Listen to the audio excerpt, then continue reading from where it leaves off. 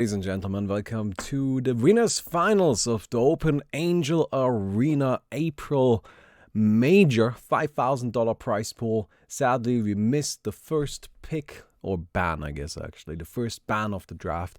Although I think it's a safe bet to make that that's Lone Druid. We've got Kindergarten playing against Not Yet Dead, two top teams, although Kindergarten wasn't really expected to make it to this point. They beat Way to Death on their way into winners finals, getting a pretty significant upset through mostly just excellent play. Even actually a fairly significant comeback. So we'll see how this continues on from here. Fun fact about kind of our top four teams. The Russians, which are Not Yet Dead, Alpha Boys, and Way to Death, they all love practicing against each other and they play a lot against each other, while Kindergarten is a little bit more of like outside, and Kindergarten tends to practice and play against different teams. So there's always a little bit of a meta difference, and Kindergarten kind of likes heroes that are just a tad bit different. Kindergarten also, of course, with a strong Dota background, some very good Dota players on their side, and so they tend to favor heroes that have significance in Dota as well, just because those are heroes they're familiar with. We're going to see how this goes down. It's going to be a best of 3. All games from this point on are best of 3 games.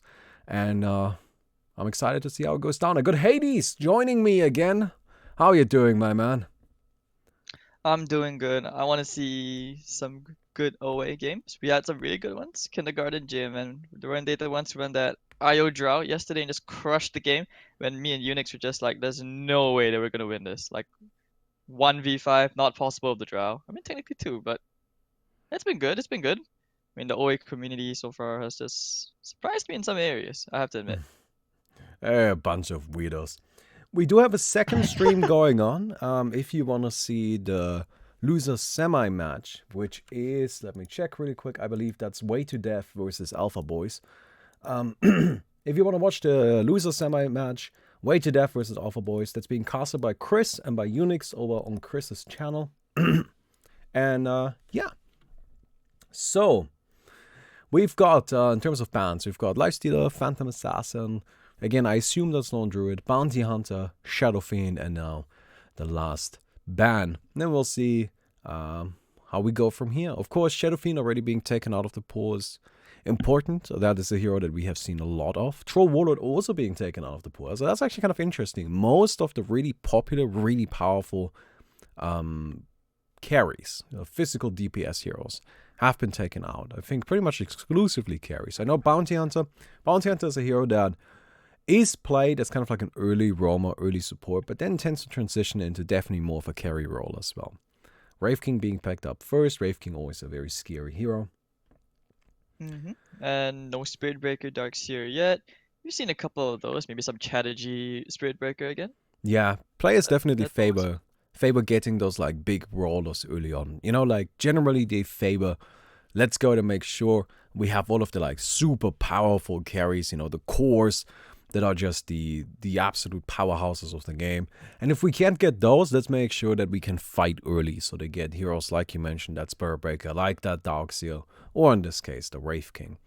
Wraith King, of course, one of the biggest assets of the hero is actually his Aghanim's effect. Aghanim's allowing him to just guarantee dual victories to a certain extent. It's incredibly difficult to kill a hero and then have them still attack you for 7 more seconds and still win duels. We've got Scarf Mage being picked up. no surprise. Most popular and highest win rate Magic hero picked up so far in this tournament. I think it was picked up like more than 5 times yesterday. Yeah, Scarf Mage is I, very ha- popular. I have not seen any team which has picked Scarf Mage lose a single game yet. Just saying, like not once. Oh, Io. So that's interesting. Io being picked up not by Kindergarten. So we saw Kindergarten play Io yesterday. I wonder if part of that pickup is just saying, all right, we want to make sure that that Kindergarten doesn't get this hero, kind of a soft ban. All right. It also is a hero that manipulates the bans of Kindergarten, right? There's Gyrocopter, Medusa, and Drow Ranger. Those are 3 heroes that are absolutely fantastic with IO, have great synergy with the hero, and that make it a little bit scary. You know, when you see, oh, they got this hero now, so we might need to ban out this other stuff. I do want to say really quick that even though Lone Druid shows right here, this doesn't mean that he isn't banned, all right? Like, if we miss the first ban, then this right here doesn't update either. So, considering that Lone Druid wasn't picked yet, I think we can be safe to assume that he also was banned. I mean, the IO could also be like just a deny pick in general, Yeah. since it could help give the Wraith King that nice Ags, which means he gets to save a slot, and he could actually also turn out to be a DPS besides a tank. Those are some of the possibilities, which I think have not been fully shown yet. And let's see, maybe I'm assuming they're gonna pick up like the roamers. They're just the early game kind of heroes first. I mean, so far the bands like it just looks like heroes, which at least for the dire side, no, it's just about picking heroes, banning out heroes which are good at jungling first. Radiant side is more about just kind of like similar to pause for kind of heroes, who just go and just disrupt you in that jungle. So speaking, when I see these heroes jungling, I've wondered, do you ever see like Nature's Prophet ever picked up? I actually like Nature's Prophet. I think Nature's Prophet is very good. He's got some really interesting tools. You can play actually a super summon heavy Nature's Prophet, where you just Mm-hmm. abuse the little treants with a bunch of auras essentially. Very powerful build, although not too popular and competitive. Although I do have to say, don't think that's because it's not strong enough. I think it's very much strong enough. It's just that all of the top teams, they kind of have the strategies that they like to stick to. This is how it's always Mm-hmm. been. They always just like, these are the heroes we like and For these are sure, the for heroes sure. we play. So sometimes seeing those kind Both of of it off the wall picks.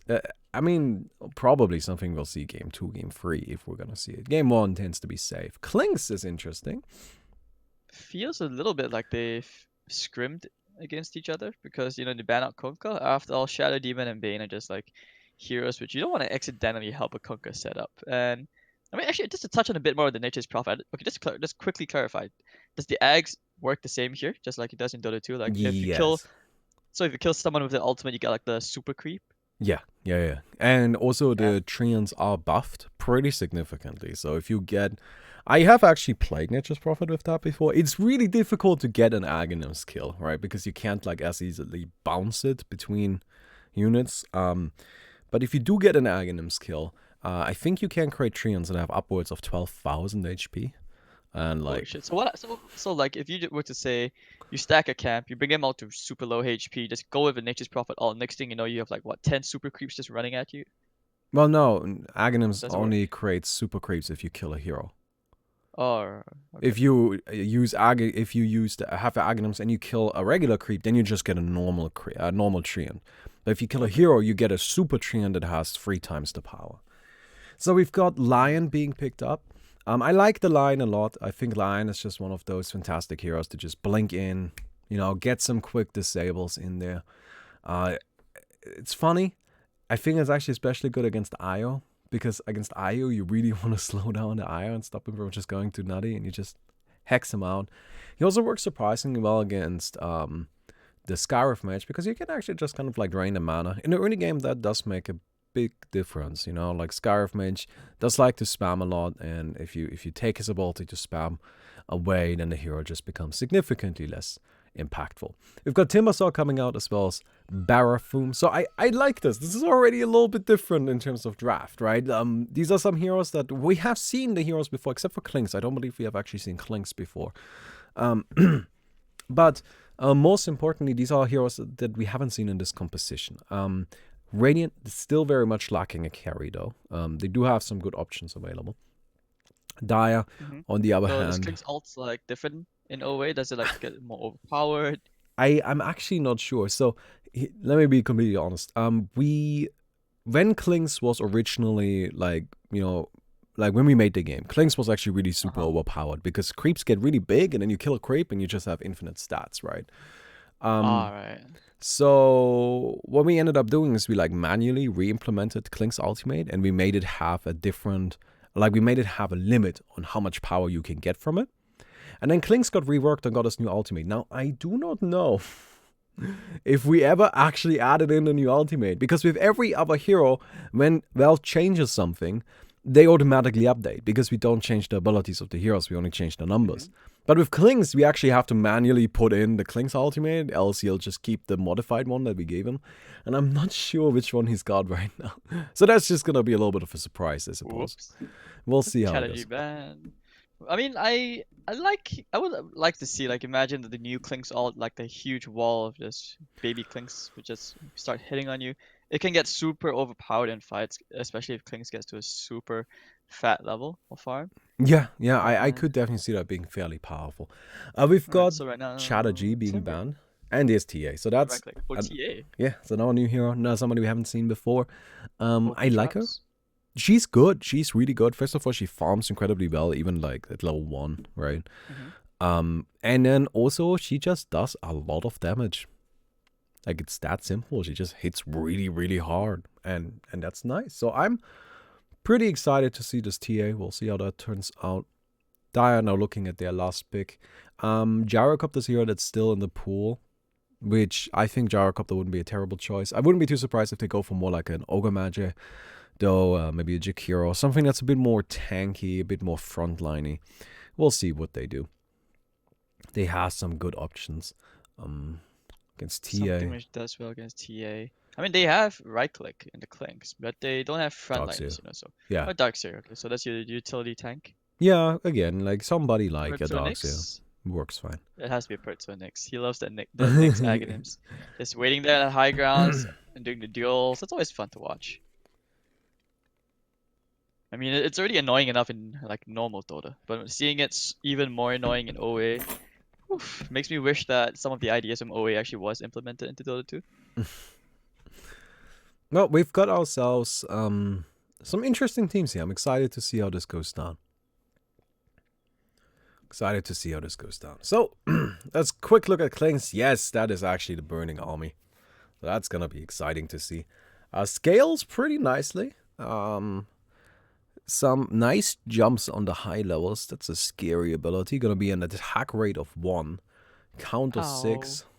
Alright. 1300 range is quite far. It basically is able to hit the back line so easily. Especially since they have like what, 3 melee heroes.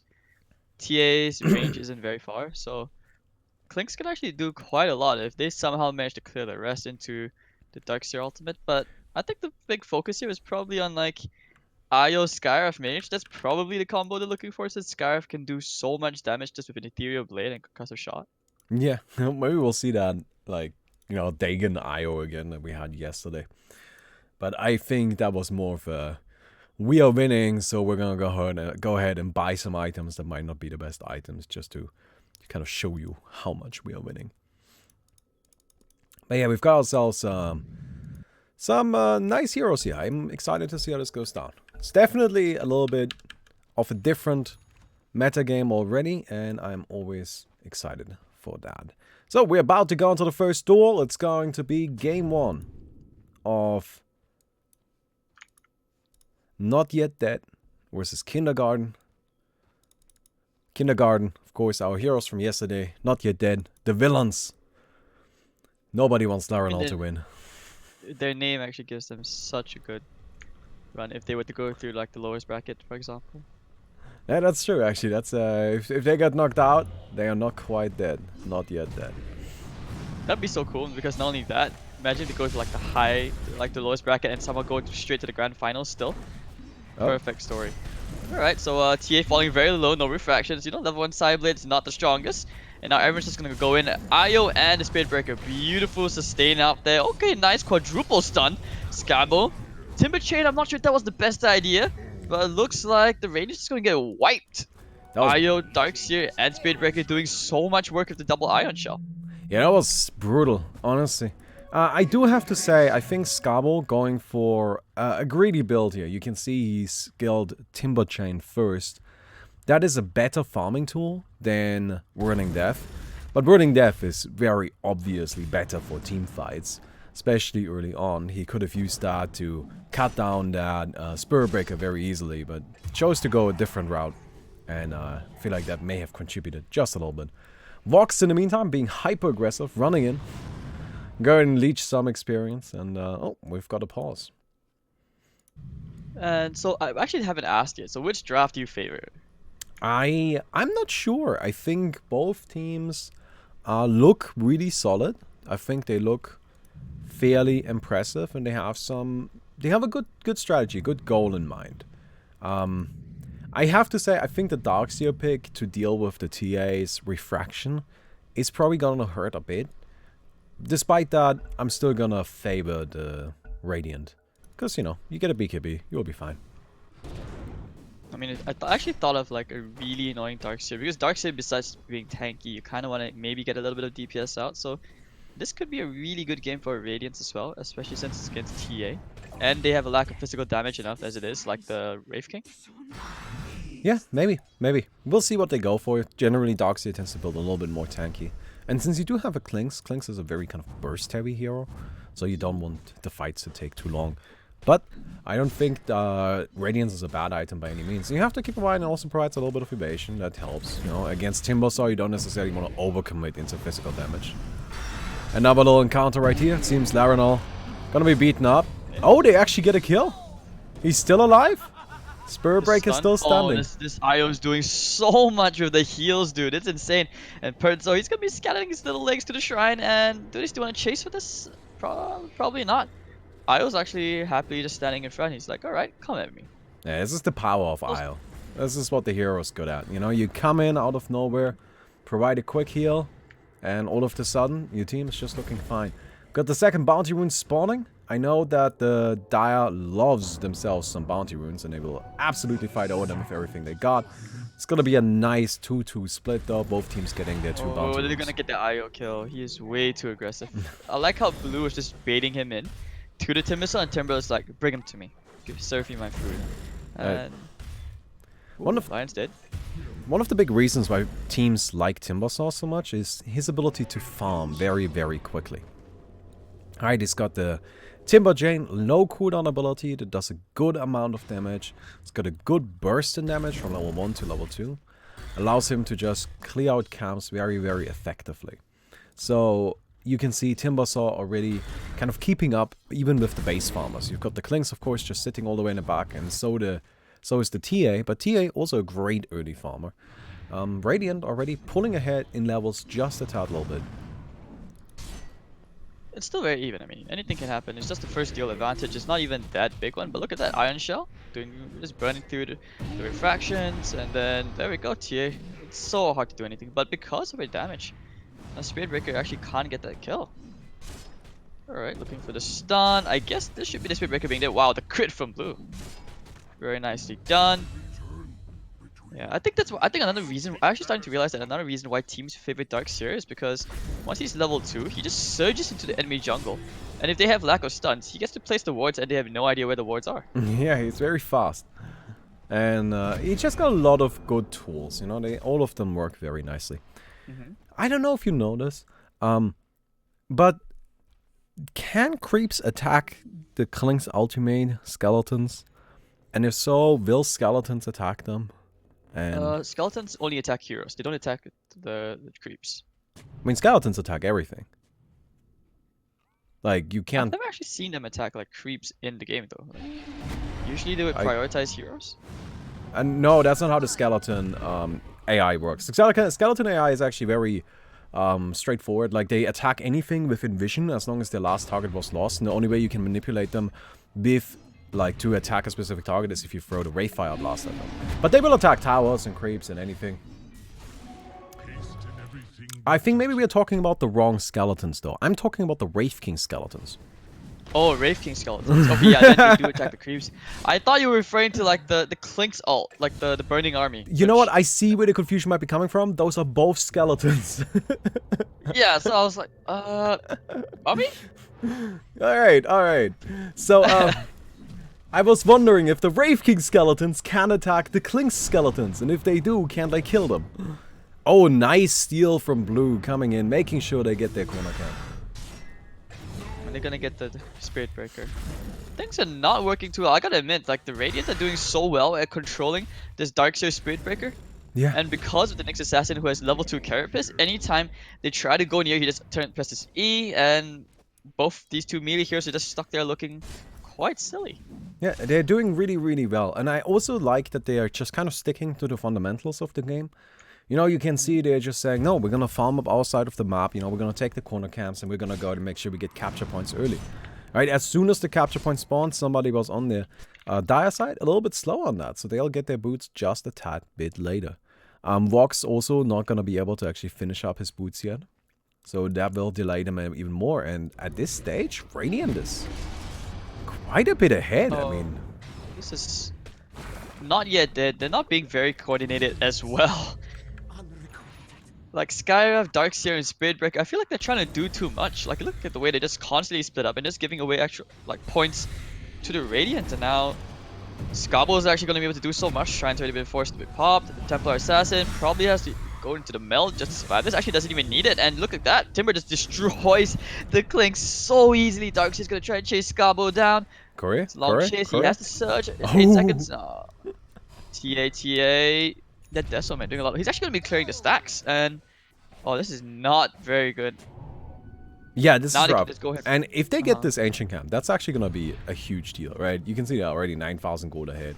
But Ancient Camps are always just, they're on a different level. They worth so much. They're so important.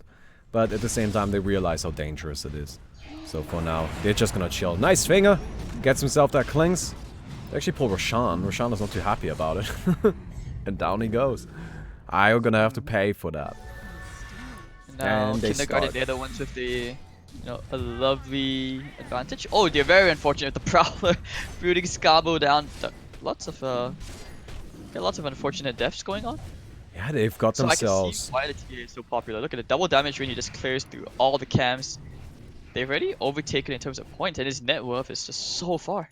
Yeah, this is a huge lead. I mean, they're doing excellently. Like, Kindergarten really showing that they know what they're doing. And so, this is gonna be a bit of a problem for the Dire. Now, I know that the Dire, I know that Not Yet Dead knows what to do in this situation, right? Like, what they have to do is they have to say, okay, cool, gonna try to dodge some fights, gonna try to get ourselves at least a few core items, and then we're going to start taking down bosses, right? And that's the really important thing. And Well, the gist of the Dire side's strategy is mostly on the Darkseer, Spiritbreaker, and that Sky, and so far, I gotta admit, they've actually been giving away more kills than they should have. well, the kills aren't as important as long as they're creating a little bit of space at least, A right? little bit of space. Like, what they need to do is they need to make sure this Klings actually becomes powerful enough that they have enough DPS to take down the bosses. And then the really important thing are the top center and the bottom center boss. Ideally, ideally, the Radiant, for the Radiant, they just take both of them really quick, and they can kind of like create a huge lead just by doing that. We've got ourselves a duel coming up. Bit of an awkward timing for the Radiant. They were in the middle of taking down a boss, so Oh, I'm gonna stop well, that on the from bright side happening. is that they still have like back to full HP. Otherwise, that would be really awkward. But Skabo, Shiva's God, and Akaya, he's happy to stand for it right now because, like I said, there's lack of physical damage, so he could actually just tank up. The only one who could probably kill him is the Skyriff Mage, who has the Veil and Akaya. Skyframe already hurts pretty badly. Yeah. Oh, Nyx is an early Aghanims. Look at the rush, and just like that, Darkseer just gets shredded apart. BKB from TA coming up. Nice stun from the This Nyx. is such a classic thing. Yeah. Now, you did mention that Kindergarten, they have some players who play a lot. They're quite high ranked up in Dota. I think like top 500 or something, and the TA pick is starting to make more sense now because not only is he able to do a lot of DPS in front of the jungle, he's actually able to hit the IO with the side blade as well. Yeah. I mean, that just requires good fundamentals, good positioning, but that's something they definitely got. They're gonna go and get started on this boss again. Even though they already tried to take it down once, but hey, sometimes you just gotta do things twice, right? Like if you want them done properly, you gotta do it twice. And so they get themselves that nice quick kill, although Dire coming in to try and intercept it. Oh, they want to invade. Capture point. Oh, nice AoE finger. Thanks, Alright, ultimate. another quadruple stun, but everyone's already fallen real low. The Burning Army just does so much. Timbersaw trying to save the day. Will they actually be... No, I think the capture point already was taken by the Radiant, wasn't it? Yeah, the Radiant already took it. The Nyx just sitting on the point, just chilling. Perzo loves Nyx Assassin. It appears that the thing that he likes to do most while playing Nyx Assassin is to not play Nyx Assassin. As in, he just burrows into the floor and just sits there, pushes E occasionally, even maxing out the Spike Carapace first, just to make sure he's got that available. And it worked. That's how they got themselves that point. Dire wasn't able to get on the capture quickly enough, and so... Oh, they get themselves Scabble. Good fight, though. I think that fight right there showed that the Dire definitely has the potential, right? They definitely Indeed, can do it. It also shows one more thing, which this is why you can see Scabo. He's forced into a BKB. Pretty sure it's not the item he wants. But at the same time, you know, he'll have no choice. He'll just take it. I think BKBs can be upgraded in this game. Yeah, I mean, of course you upgrade the BKB. Alright, they're gonna get started on this boss right here. This is we might see them try to contest. another crucial point of the game. Alright, can the Dire intercept this? I think they know. I mean, they're spamming the birds in there. Capture point is already being taken. I don't think they found the IO. If they can kill the IO here so quickly, they will. And anti that Deso from the TA man does a lot of damage. And of course, Burning Army is still on cooldown. Scabo needs to get out. He's so low in HP. The Mystic Flare. But now he has to go back in. Wraith King's ult has already been procced. The vacuum into the wall, gonna force them in. But on the high ground, Wraith King's gonna try and 1v4. Not possible. Over the backline TA, he's just gonna shred that Darkseer with the Deso. It does take him down. Nice stun from the Nyx Assassin. Perzo just doing Perzo things. And alright, Perzo doesn't get the care as it was on cooldown. It still has the mana, but nice stun catching the Scarif Mage. Dead Wraith King and Dead Lion trying to cast their spells. They have the stun. Does get the double, but really be enough damage. Perzo getting 4-star for it, and wow, okay, that was a really long fight. Alright, the Nyx Assassin is such a nuisance. I mean, in every single fight, he just sits there and spams and spams and spams. And it just doesn't seem like there's much the Dire has to deal with him. He again survived that entire fight, and I feel like he got like 3 kills or something like that. Definitely had a huge impact. Perzo currently doing his fair share to carry this game. Just Nyx Assassin things, but oh, now here comes Rex Ever Made. He's gonna destroy Scabo. Will he have enough damage? No. Reactive armor doing a lot.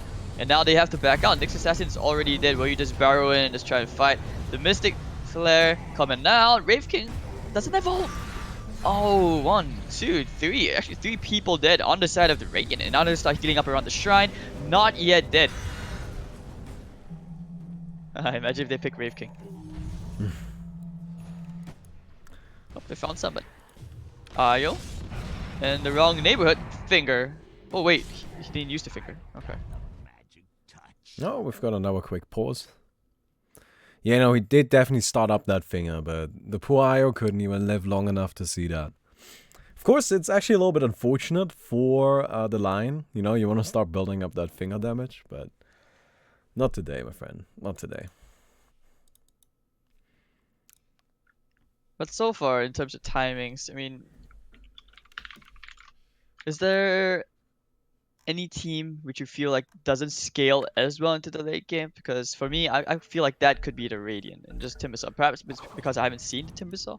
Timbersaw is actually pretty powerful late game. I think the bigger problem would probably be, you know, like Nyx Assassin kind of falls off a little bit. He starts being mostly just a stun. Well, pretty good stuns, but you know, still just kind of a stun.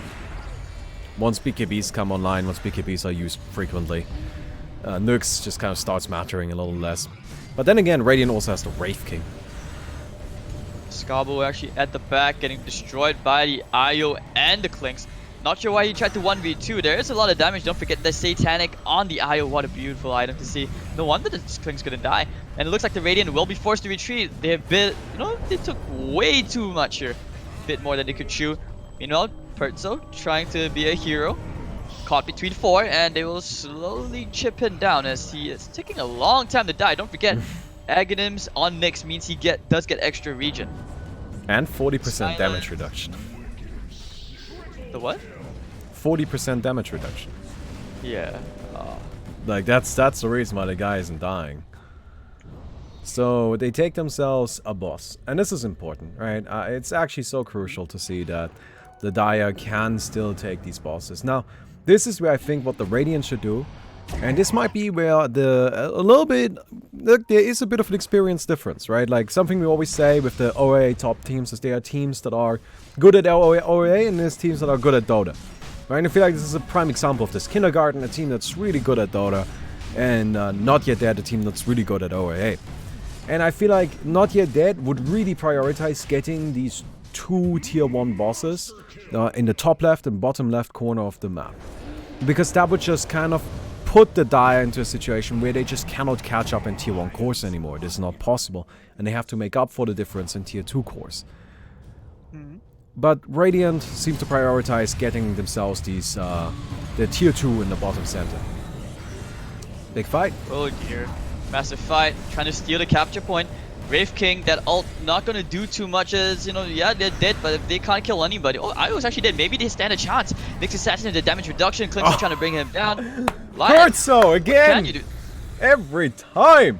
That Nyx just sits on the point! Oh, okay, there we go. There's the finger. Takes out Scarif Mage. Now the charge into the Lion. Perzo getting the stunts. Multiple stunts. And... whew. Okay, nice Carapace. Messing with the darks here. Every time, man. Yet again. The Nyx Assassin does one thing right, and that is to just sit on the point and make sure to capture it. Right? All that happened right there is that the Dire was forced off the capture point for just a second. But that was enough for the Radiant to take it. And in the end, that's what matters. Right? Like, it doesn't matter whether or not you win that fight. It doesn't matter who gets the most kills. It matters who gets the boss. And the Radiant did. Capture point's gonna be taken as well. Radiant, in the meantime, already starting on the next tier 2.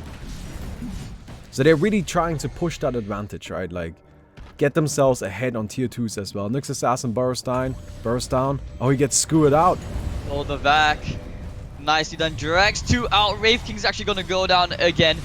TA, he doesn't have the damage, or maybe he does. Brings down the Scarif Mage, but the Side Blade, he's trying to focus down the Eye. The Satanic's already been used. He does finally go down, but because of the Wraith King out, maybe he can try to kill somebody here. The Clinks just won't die. Now the stun's coming up for Pert, so it's a triple stun.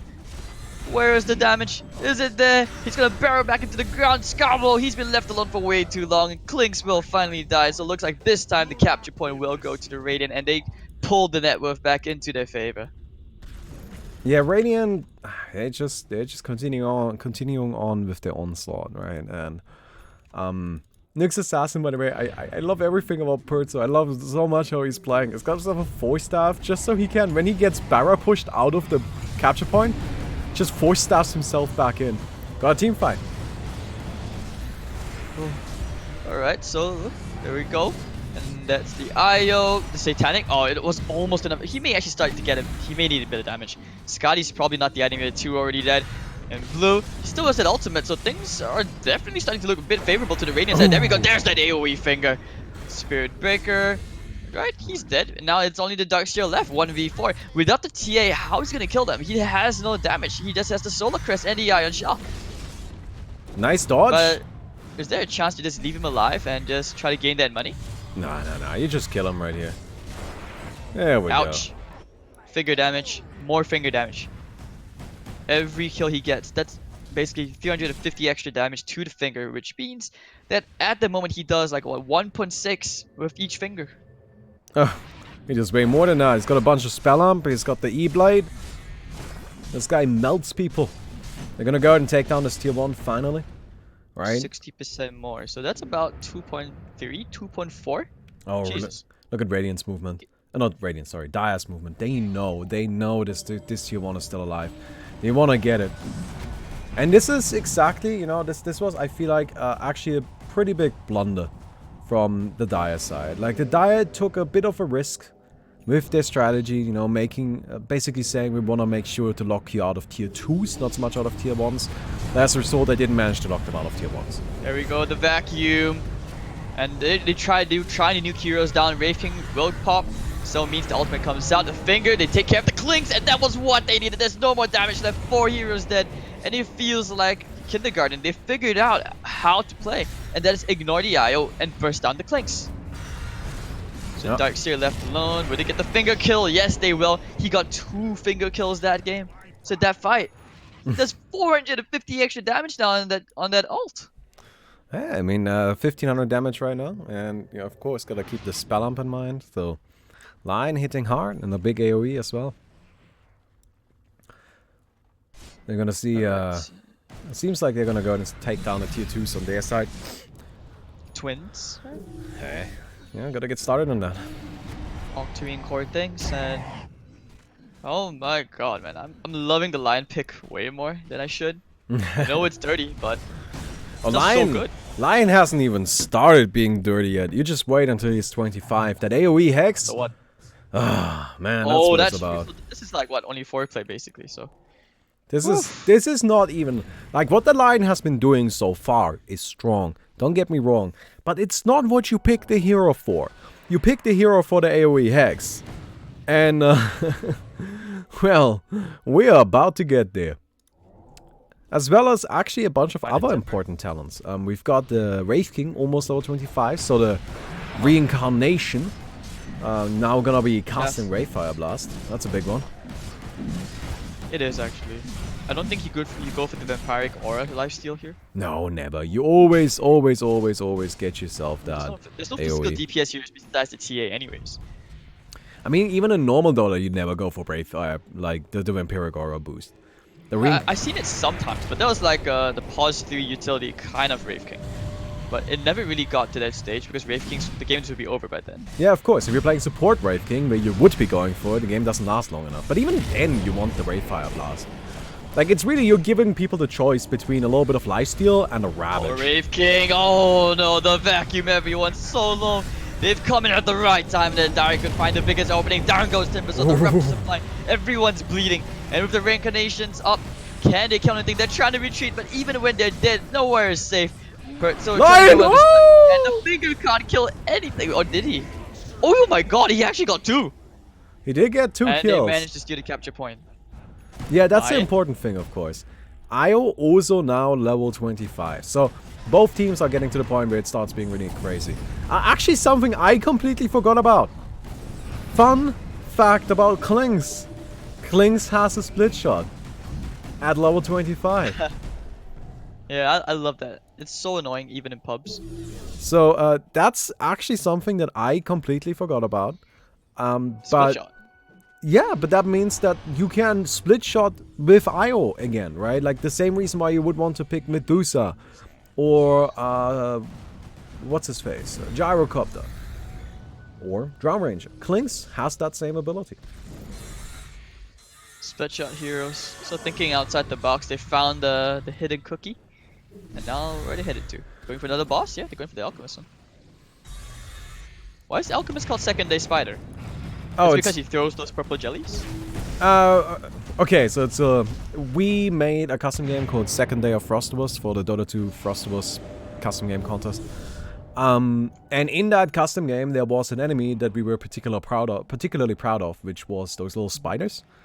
Because the spiders have a really interesting AI that will basically search like for specific spots between people and try to maximize damage output on depending on how many people there are. And as it drops lower in HP, it will search for less people. It's just a cool AI, so we wanted to reuse it. And that's where it ended up. And we just kind of named the boss the second day spiders because that's where it's from. It's from the second day of Frostibus using the spiders. Okay. Yeah, out of the little eggs, I think they the know what's spiders. going on. Yeah, the Dyers might be headed there. They want to fight. They've basically explored the entire side of the Radiant map. And now they know where they are. The vacuum once again, just to mess around with them. But this time, Lion does get a nice double stun. Can they chain stun the Klings? Klings might pop the Satanic and turn around. Doesn't even need to use it. That Scarvo can't get any damage out, even though he's so tanky. And Pertzel, oh, TA is already down for the count. Pertzel, how is he still out? Okay, that's because of the Wave King ult. But now, Yeah. triple stun the finger. They get one. But it actually looks like the Dire, they'll be the ones to crush this fight as they run away with the net with advantage. And it looks like they might even get the boss. Over at the other end, looks like Skyriff Mage just demolishes the Lion with the Darkseer. I mean, there's just so much damage output here, right? Like the IO. IO going nutty. IO also picking up purely like survivability and damage items. Right? No utility from this IO. This IO is just here to attack things and keep the Klings alive. And it's hard. How do you get through that? Yeah, it's a little bit of a scary thought if you're the Radiant. The past few fights have just been problematic and hasn't really gotten them anywhere. It just feels like they're not thinking 2 steps ahead, unlike Not Yet Dead, because Not Yet Dead database, they clear bosses real fast, right? And afterwards they're like, okay, we just go find them right now. We know they're gonna try and do this. Let's just stop them from doing it. Scarf Mage gonna go back to base here really quick, almost level 25 as well. So that's not as important on this hero, of course, but still very much helpful. We got ourselves the Spur Breaker.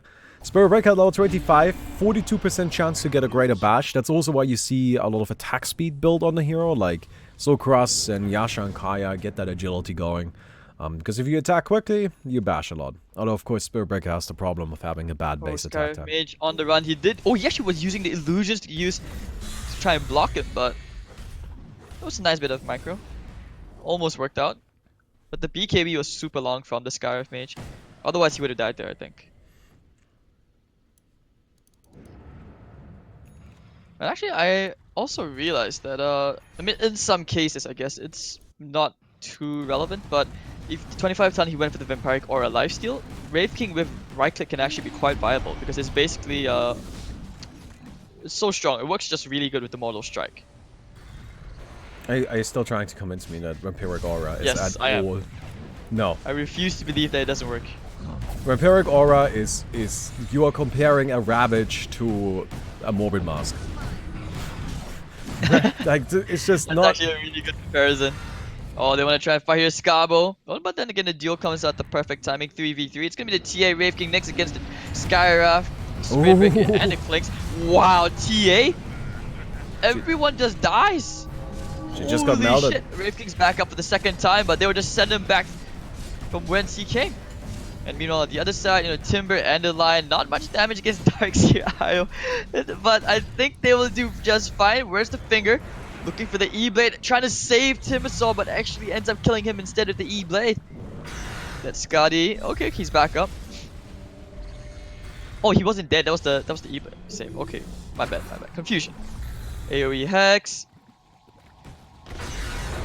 Using the turntables, trying for the finger to kill the IO, and here comes the Chakram. Might actually be enough to kill the IO here. Yeah, Timbersaw is strong, man. Yes, it will be. But can they kill Darkseer? Drain all his manas. Yeah, they can definitely kill him. Like, now that the IO is gone, killing the Darkseer is the easy part. One tiny step at a time. That's what's happening. But of course, the easy part in this case is still incredibly difficult. Stun. They have the finger and the E-Blade in a bit. Oh, they won't even need it. So they do win one part of the tiny deal. But now back to round 2 of the fight. They want to keep on going in. Perzo can't do much. Rex every minute just wreck everyone, living up to his name. Perzo, TA, and Timbersaw trying to fight, but nothing will actually come. No one's actually going to the grave for some reason. But Perzo now trying to get these stuns up. Might get the triple stun up. Concussor shot onto Perzo, but the Carapace will help him out. They do get the stun into the Darkseer. Lion trying to keep him in place. Can he get the Darkseer? I think they can. They have the finger. There we go. Darkseer standing in the base for just a little bit too long, starting to take too much base protection aura damage. Klink's gonna be chased down. I think they're not done. Yeah, they're gonna chase after the Klinks, but there's just nothing left. I don't think they had True Sight. They didn't scan quickly enough. In this game mode, by the way, scan provides True Sight. Wait, what? Yes. You can scan to gain vision of invisible heroes. Oh, wow. Okay, I did not know that. You know, it just kind of like makes it so you can actually deal with them. Because as you might imagine, having to carry dust He's would in suck. trouble. The Lotus Orb, he's actually gonna die. Okay, he gets a Ravage. But you know, like Tidehunter, that's why you don't see it.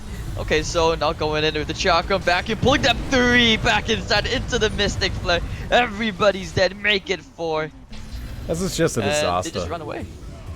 It is. Like, I don't think that was the result they were looking for. That's a team at wipe. They ran 5 heroes into the Dire and just died. They just got annihilated.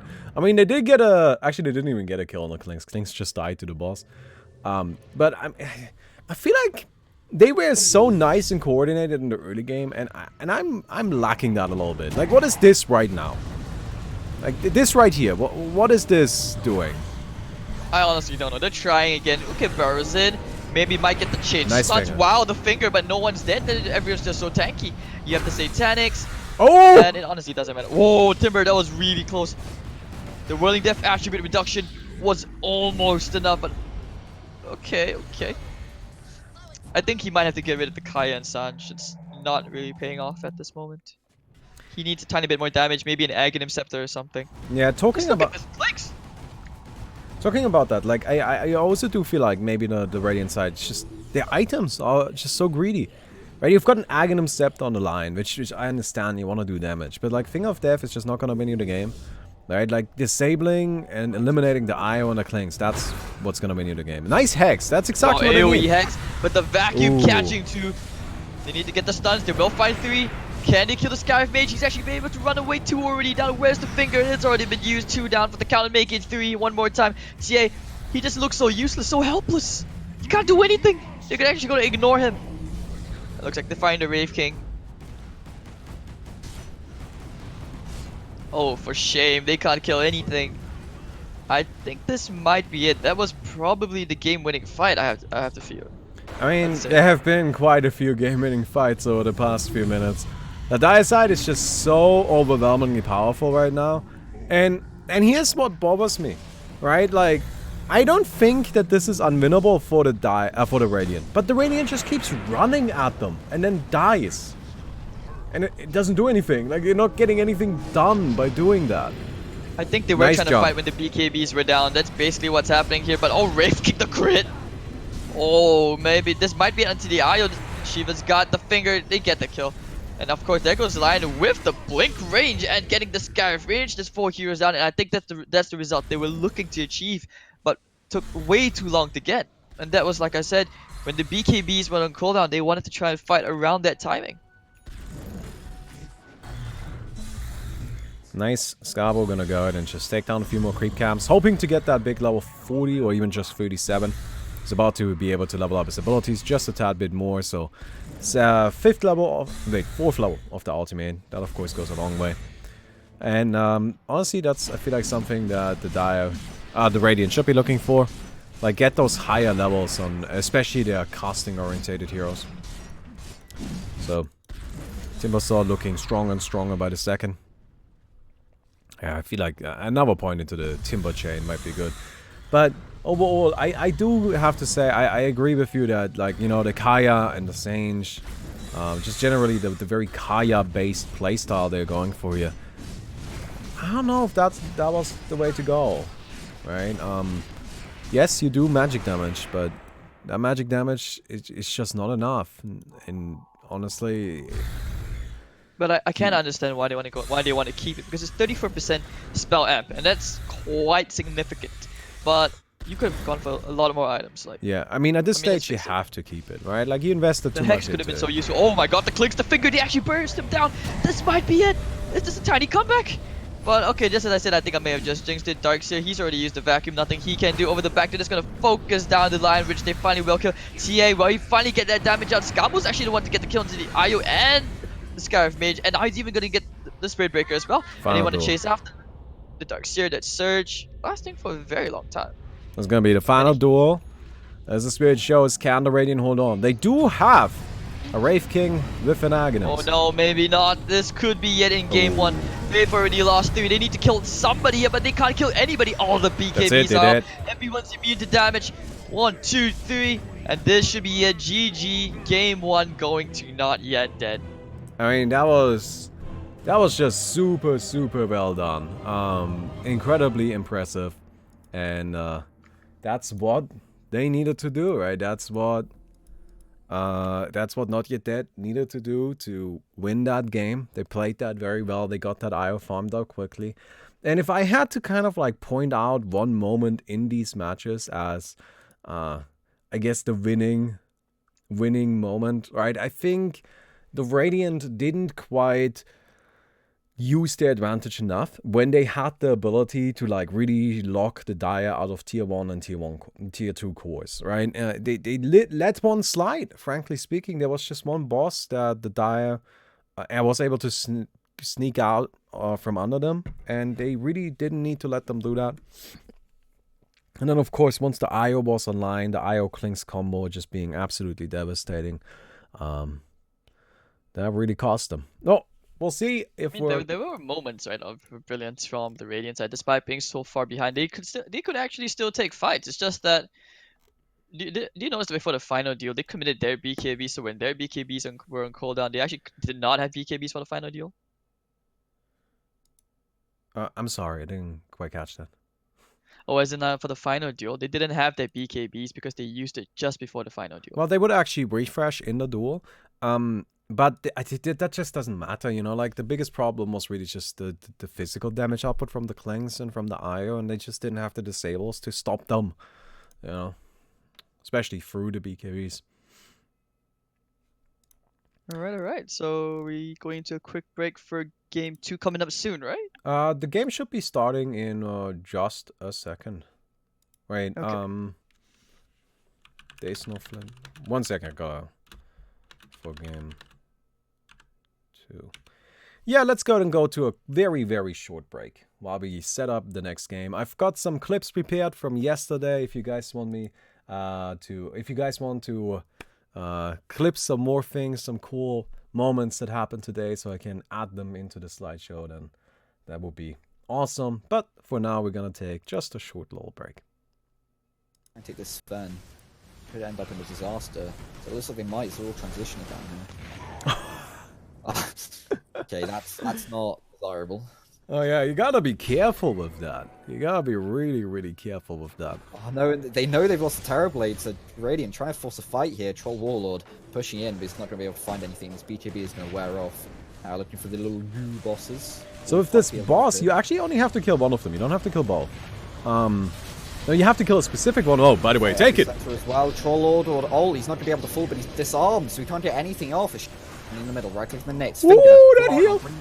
Soon to follow. Nero stuck in the middle now. He's tanky, but he's not tanky enough. It's what was that? Oh my god! Wait, did they get it? Who got that? Don't lie. Radiant got the boss. Oh, that is. Oh, that is rough, man. Dude, that was actually. No, it's a 1 versus 1. That's the problem. He has to fight against the Skyriff, but he just used his Omni Slash.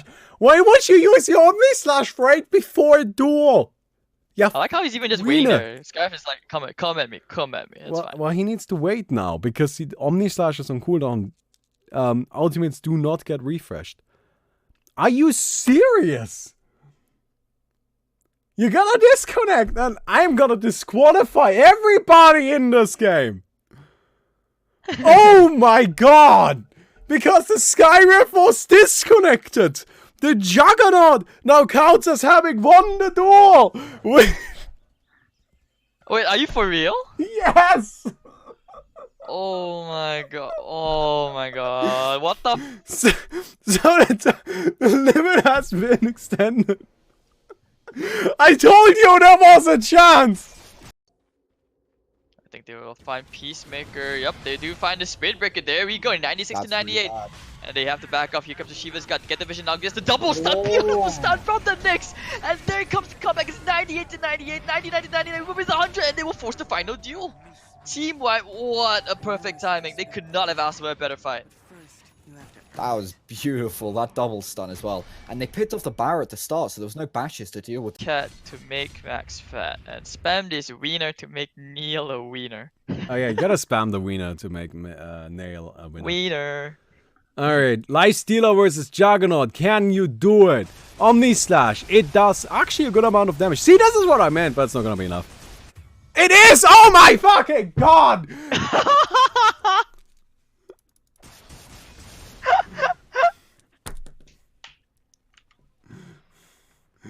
Items he picks up. It may be the closest one. I don't know. I know the game, but I don't know the game that well.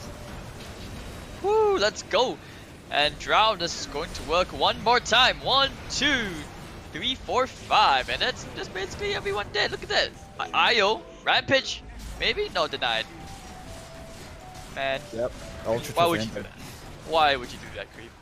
Look at the That utilization of that 25 talent. That's what I was talking about. It wasn't in their favor at the start of the game, but now that they've got that, that's a monk ass, even if it was not intentional. Ah, Oh run my Sky god. Rev. Rupture coming out to Skyrath. No, for the ultimate! Get him! Maybe with the Ah, stun they as got well! Plus he got, and it's gonna fall! Oh my god. Oh, Alright. We gotta go and take down another boss. And yeah, I both teams just wanting to picking farm up. here. They want their tier 4 cores. I mean, it makes a lot of sense, right? Yeah. Except Starath Mage. Bit hard. Yeah, we've got a million gold, a million net worth lead from the Radiant at this stage. Try and take this Sven.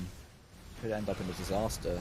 So it looks like they might all transition it down here. Okay, that's not desirable. Oh yeah, you gotta be careful with that. You gotta be really, really careful with that. Oh no, they know they've lost the Terror Blade, so Radiant trying to force a fight here. Troll Warlord pushing in, but he's not going to be able to find anything. This BKB is going to wear off. Now looking for the little new bosses. So if this boss, you actually only have to kill one of them. You don't have to kill both. No, you have to kill a specific one. Oh, by the way, take it! As well. Troll Lord or all, he's not going to be able to fall, but he's disarmed, so he can't get anything off. In the middle, right click the nets. Finger. Ooh, that heal! Soon to follow. Nero stuck in the middle now. He's tanky, but he's not tanky enough. Oh, what was that? Oh my god! Wait, did they get it? Who got They that? got it live. Radiant got the boss. Oh, that is. Oh, that is rough, man. Dude, that was actually. No, it's a 1 versus 1. That's the problem. He has to fight against the Skyriff, but he just used his Omni Slash. Why would you use your Omni? Alright, hello, we are back. We're just waiting for the game to start. It should be starting in just a second. Quick update on Way to Death versus Alpha Boys. Way to Death winning that game with some fairly interesting picks, by the way. We actually had an Axe and a Slaughter on the Way to Death side right there. Alpha Boys also mixing it up just a tad bit, picking up an Omni Knight and a Wind Ranger.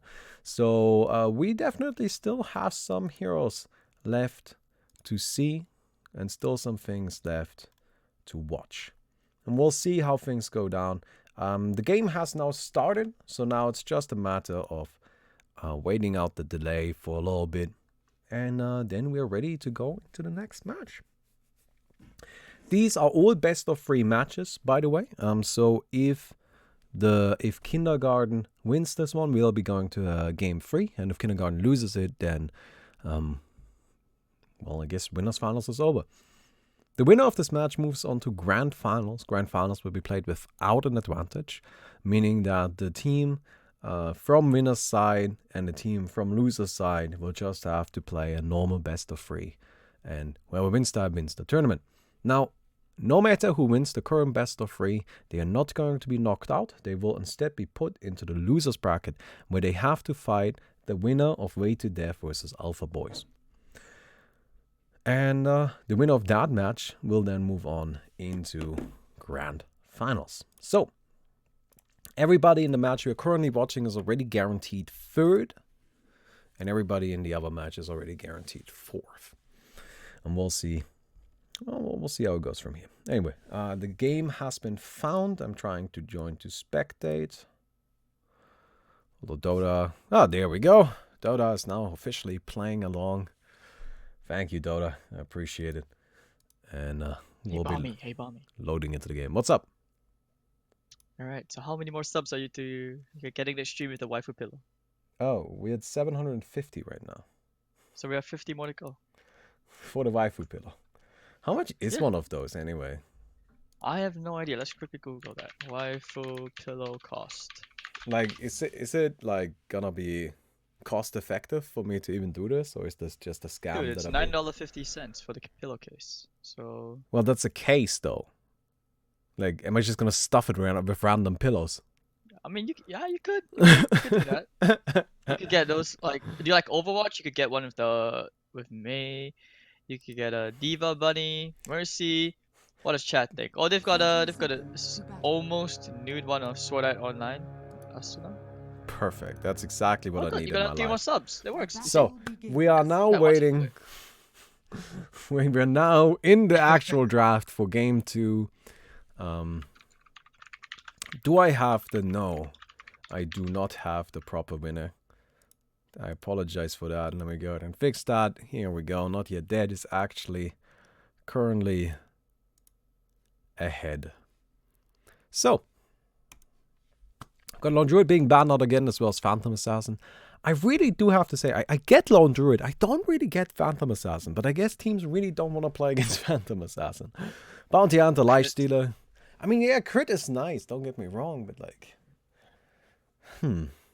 Well, we'll I mean, see. the triple stifling dagger can be quite annoying sometimes, I guess. Yeah, that's true. And I mean, you do always get to it in this game mode, so that could definitely be part of it. If you had seen some of the games yesterday me and Chris had, you would understand. Was Phantom Assassin effective? I mean, it would be cool to see. Would also be fun to see the steroid bear, but I don't think we'll get to see that today. Alright, so we've got the Lifestealer and the Bounty Hunter both being banned out. Now just waiting for the last 2 bans. The question here, of course, is does IO go? And if IO goes, who, doesn't go in its place? Also, does the Radiant ban IO? They do have first pick after all, so they could just go for it. Gotta keep in mind that last time around they actually passed the hero up. Yeah, because they thought they had a plan for it. So kind of, it is a best of 3. There's no harm in like trying to come up with something new or some cheese strat to counter the IO pick. Yeah, there we go. But I think this time they will still pick it up. It's too much to keep up with, so they will take it. So I do Wraith have to King. say, I don't actually believe that IO is super incredibly overpowered. I think both teams are just doing a great job at utilizing the IO. There are ways to deal with him, and if you pick him up this early on, I mean, Ancient Apparition is in the pool. Like, that's just, you Ice Blast an IO, what is he gonna do? Right? He doesn't have much else going for him. Like, what you want to do against an IO, you also want to get big team fight. You want to get, like, a Tide Hunter. You want to get a Medusa. Just want to disable the hero and lock him down a little bit. I think, honestly, IO isn't super overpowered by any means. I just feel like IO is good against what is, like, the current common popular strategy. And so IO performs well against the heroes everybody's picking, but that doesn't mean he just performs well against anybody. We'll see if they adjust to kind of compensate for that, but for now, we're going to see the Wraith King and Shadow Demon, 2 pretty common picks, I would say. Nice and powerful, though. I do actually like the Shadow Demon quite a bit. I've got Drow Ranger coming out. Drow Ranger IO, of course, we saw Kindergarten use that same combination to beat Way to Death in Winners Semis yesterday. I mean, it actually has been proven that you don't even need more DPS. IO Drow is like way more than enough if you get the right economy up. So I want to see if they can actually pull it off again. Considering I honestly still kind of think it was a fluke because IO Drow is technically not that strong on its own. No, the important thing is really just they have some nice synergy, right? Like IO gives the Drow Ranger the free Aghanims, and then the Drow Ranger just hits for massive damage and enables the IO to attack multiple targets at once. The problem I really feel like with that combination though is that both heroes are fairly fragile, right? And if you catch a Drow Ranger, she just kind of dies, even with the IO there. So we'll see. Klink's Assassin. Holy hell, that sounds like a terror. No, Klink's being banned out. Spirit Breaker and Bane as well. Klink's a hero that we haven't seen too much of in this tournament yet, but it seems that Kindergarten isn't very fond of the idea of seeing more of him. At least not at this point in time. Klink's Assassin, huh? So what's that like? Every the ultimate is basically fire arrows with vendetta damage. Is that it? That was actually not the assassin I was going. I was thinking it was like Phantom Assassin, you know, like just every fire arrow has a chance to do coup de grace. For me. Dude, that's with some RNG to get like maybe some 17% going on. So like what 300%, 300%, 300% each single time. Gee, that's Whew, Blade Oh, Mills, man. just be Blade Mills. fearful. Klink's Assassin, next hero confirmed. Gonna be custom made just heard it for here this first. tournament. So we have another hero to pick.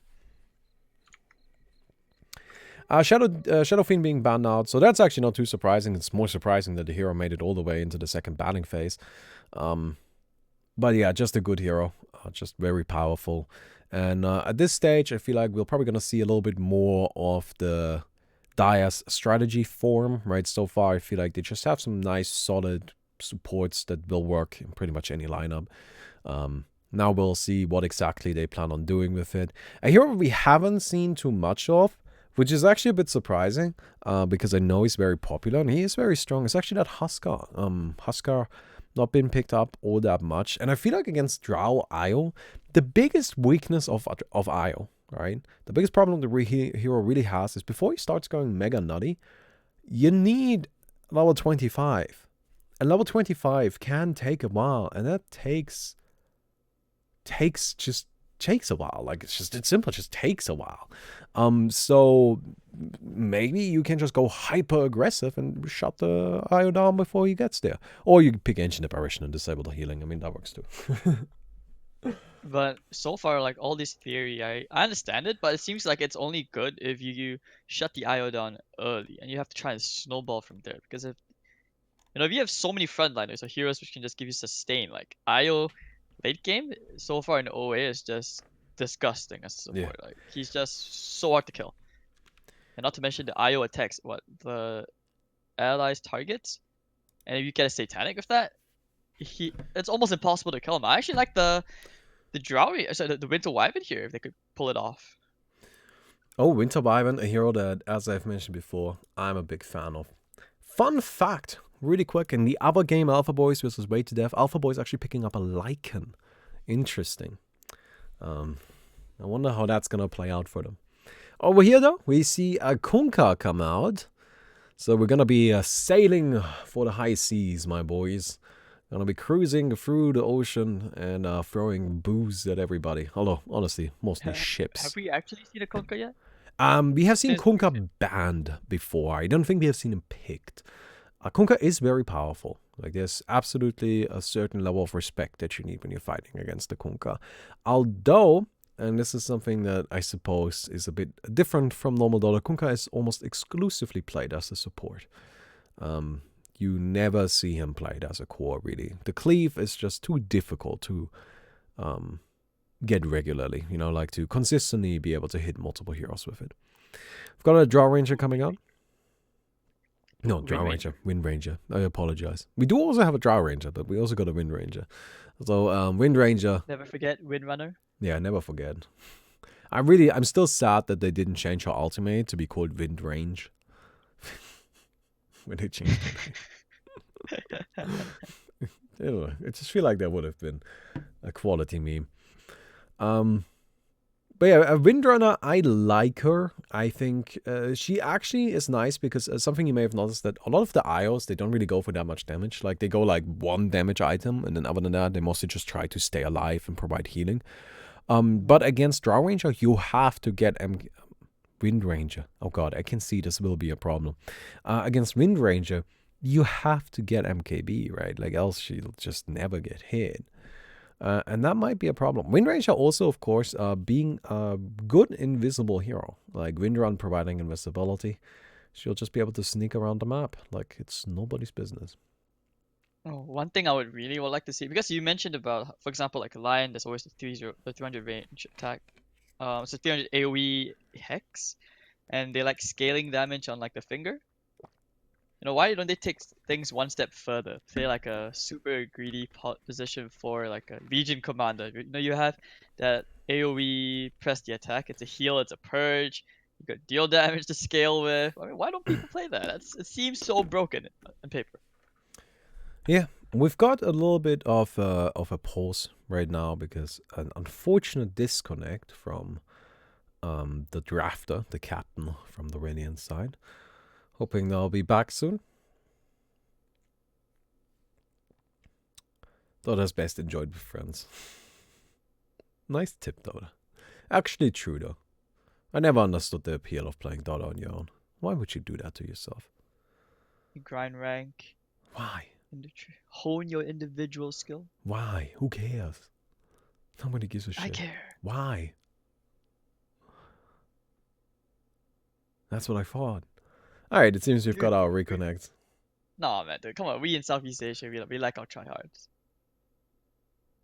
Okay. I mean, I guess. So, we've got ourselves the reconnect though. Let's hope that we can continue with the draft shortly. Of course, it's a little bit awkward that there's a pause right now.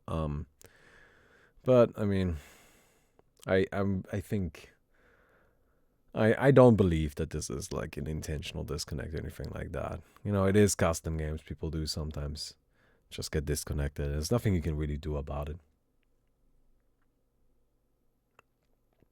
All right. Is that everybody? Is everybody back? It appears so. Everybody disconnected should be reconnected. Although, of course, that doesn't mean they are actually properly loaded into the game yet. Dota crashed. Oh, Dota. Might just be a server problem. Yeah. We'll see. We'll see. Seems everybody's fine. Seems everything is good, and we can continue on here.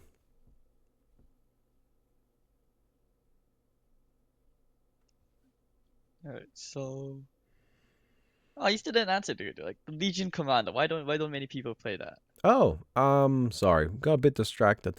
Legion Commander is she's not a bad hero. I mean, I don't really have a good answer here. It's just as I mentioned before, like the teams kind of like they practice certain strategies and that's what they like, and there's always like a little bit of a meta game that forms. And the meta game isn't just like doesn't decide which heroes are good though. Right? It just decides which heroes are popular. So Legion Commander, I think she's a totally fine hero.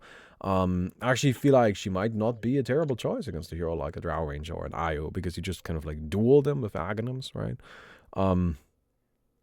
You can snowball pretty effectively. She's just not bad. I don't really have a good answer there. I guess the biggest problem she has is she's not the world's greatest team fighter, right? Like she's really good at dueling people and like one-on-ones and catching people out. But if it comes to those big 5-on-5 confrontations, sometimes she can feel a little bit awkward. Puck being picked up. Well, I really hope that's intentional. I mean, I see no complaints about it, so this is gonna be interesting. I think that's also because the dire side have no lockdown. Like you have the coil to break, the eggs where Magic Immunity doesn't really work if you break the coil. I think this is gonna be a right-click bug.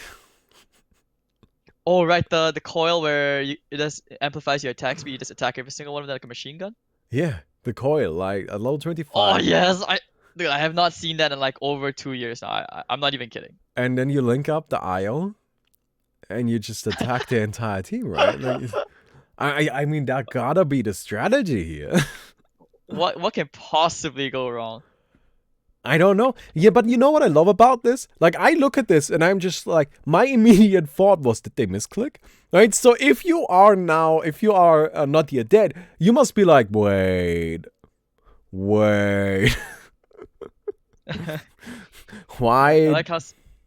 Why would they pick Puck? What is Puck for? I like how someone in your chat is like, oh yeah, baby. Oh, this is... I don't know. I mean, you have the silence, you have the coil. It's going to force early BKBs. If they get snowballed, it can kind of work. But then again, like, there's always the 420 GPM talent. No way. I'm not sure how relevant it is. It's not relevant at all. I mean, like, level 1 boots give you 2000 GPM. Why would 420 matter?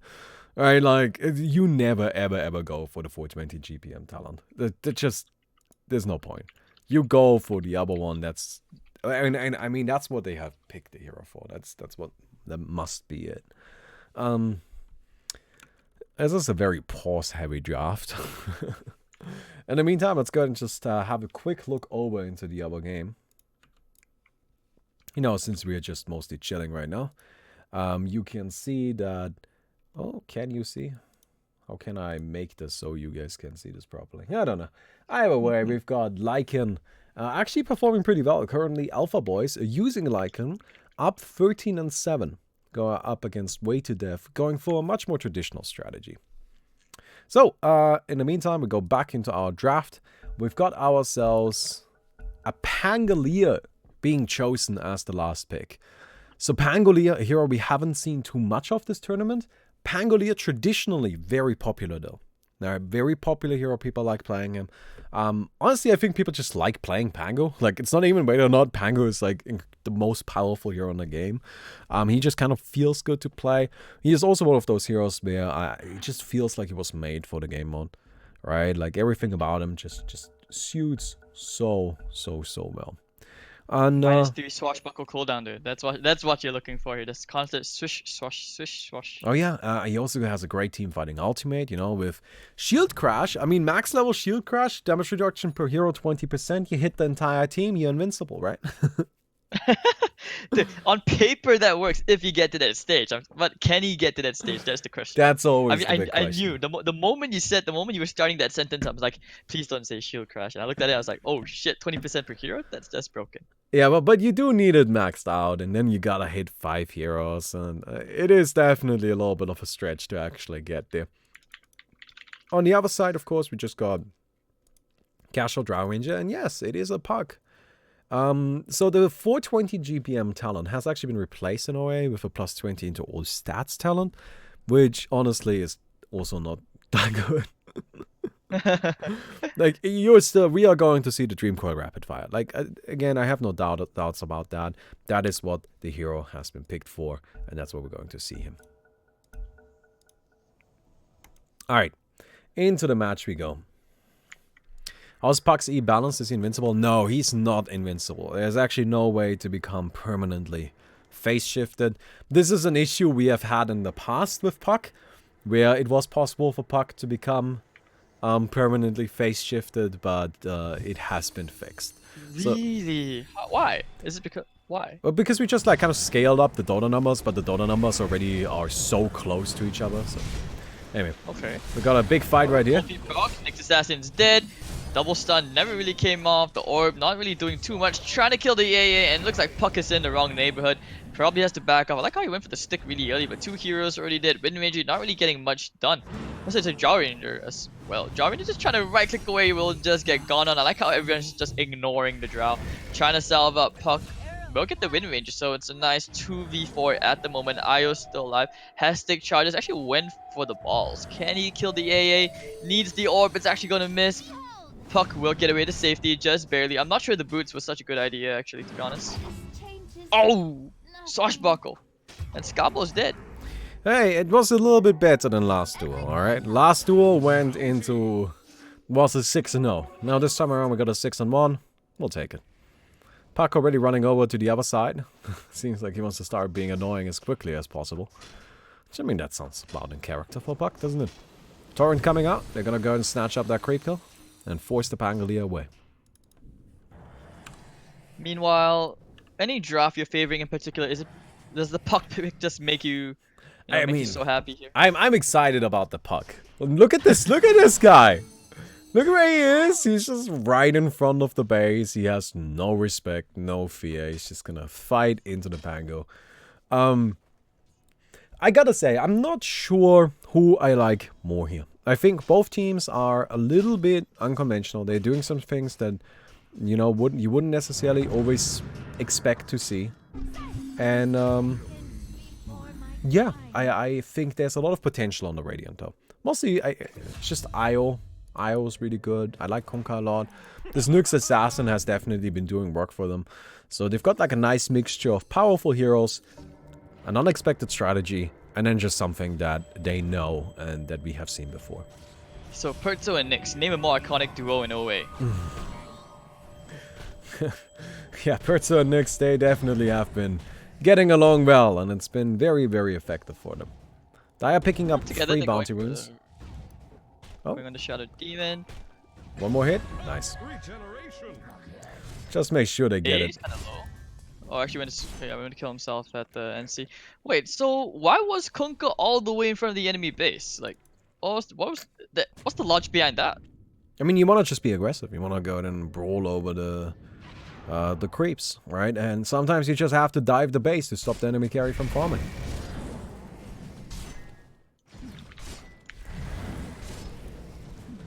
Right, so meanwhile, just going for the corner creeps. I think they want to contest it though. Look at that, Nyx and Io actually going in. Can they get the creeps? No, they can't. They're just coming for the easy kills, I guess. Oh, nice. Oh, nice double shackle onto the Nyx and the Kunkka. X mark. Disruption, not able to. It's not gonna do that much. Just maybe create a few illusions. Cold feet proc. Walks will die, but because of the cold feet procking, AA is still getting a lot of free hits in. Perzo, no mana. Trying to buy space with the puck. You're fighting around the shrine, not the best idea. Okay, now with the IO, maybe it's a good idea. Just maybe, just maybe. Okay, stun. Can he kill the AA? Shackle connects to the creep. Swashbuckle. Oh, Mr. Buccaneer getting that lovely little snipe. Nice stun. Nicely done right there. So I like how the Radiant is doing so far, though. I think their team is a team that is probably going to be playing on the back foot for most of the early stages of the game, and is the team that also relies on those big level 25 talents. So the fact that they are mostly just saying, all right, you know what, we're going to go ahead and take these early fights, we're going to go and just try to keep up, but we don't mind too much if we lose some, as long as we're just keeping up. That works, and that's what they need to do right now. So they actually find themselves the puck. Oh, poor puck.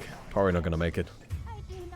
Tries to deny himself to the creeps, but He's been doing this quite a bit, isn't he? Just like getting caught in these very awkward kind of areas. yeah, he's just being super aggressive.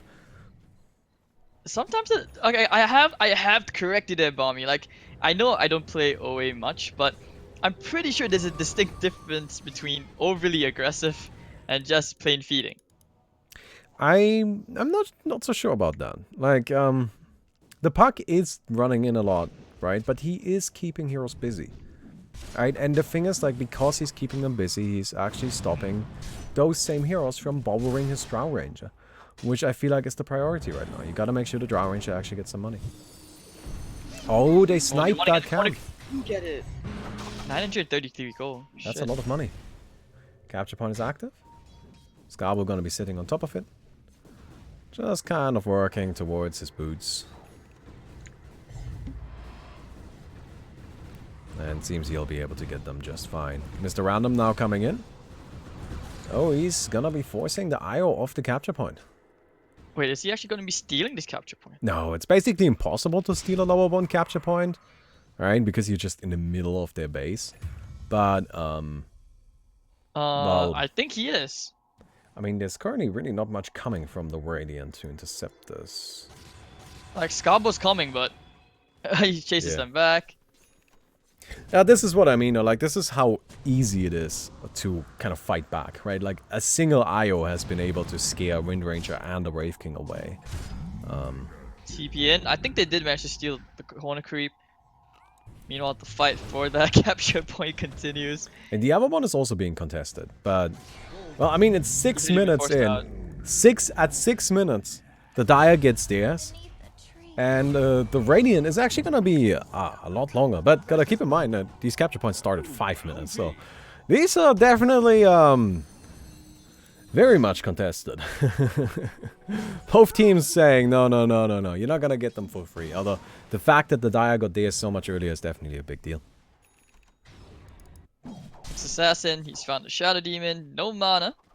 No stick. Run! He's trying to suicide. No actual way. Oh my god. That is... I'm starting to agree with you about how satisfying it is sometimes to just see that you just get denied by the boss. Yeah, no, that's one of my favorite things. Yeah, this is something that teams have been doing a lot. They basically take down an early boss to get themselves a second set of boots. Which I know, chat. Like, the fact that the dual boots thing has been very popular this tournament. I'm not a big fan of it either, but for now, it's a valid strategy, so we're gonna let people use it and then remove it after the tournament. Because that's how we do things. The Ranger now has an Aghanims, so just picking up an early one of those to make sure that she can farm very, very quickly, and then probably just gonna plan on selling it as soon as the IO hits level 20.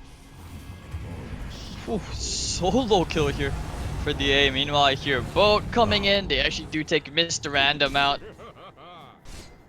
They do get a nice D ward. Looks like. Wait, can you actually block the camps? I don't think you can, right? No, you can't block camps. Camps will always respawn. You can stack them if you want to, but it doesn't really do anything. But you can. Scan. Oh, they find him. I like how they wanted to make sure that Nyx Assassin wasn't there, and turns out he was. Pesky bug. Well, in the meantime, you can see the Drow Ranger is just continuing on her farming spree, right? She's just not really interested in all of this fighting going on. Although it seems they might run into the Pangolier. Pangolier, here we haven't talked much about yet. Very, very powerful hero. Oh, they're just gonna TP out.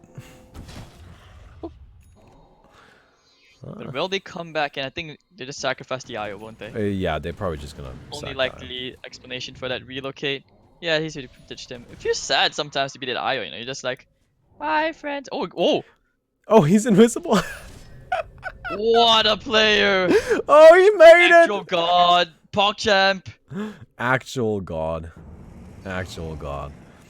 I can't believe he actually did that. Wow. Okay. Oh, I've got a 4 and 4. No, a 3 and 3 and a 2 and 2. I apologize. Boat comes out. Doesn't hit. No, it does hit. Wind Ranger. There we go. AA gonna be taken down as well. Anti and the Pango just kind of chilling, waiting for Perso to show up.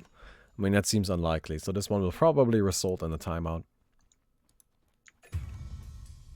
Alright, so Puck does actually end up going down. Okay, this is a bit awkward, but I'm gonna need like half a minute to unlock my gate because I accidentally locked someone out.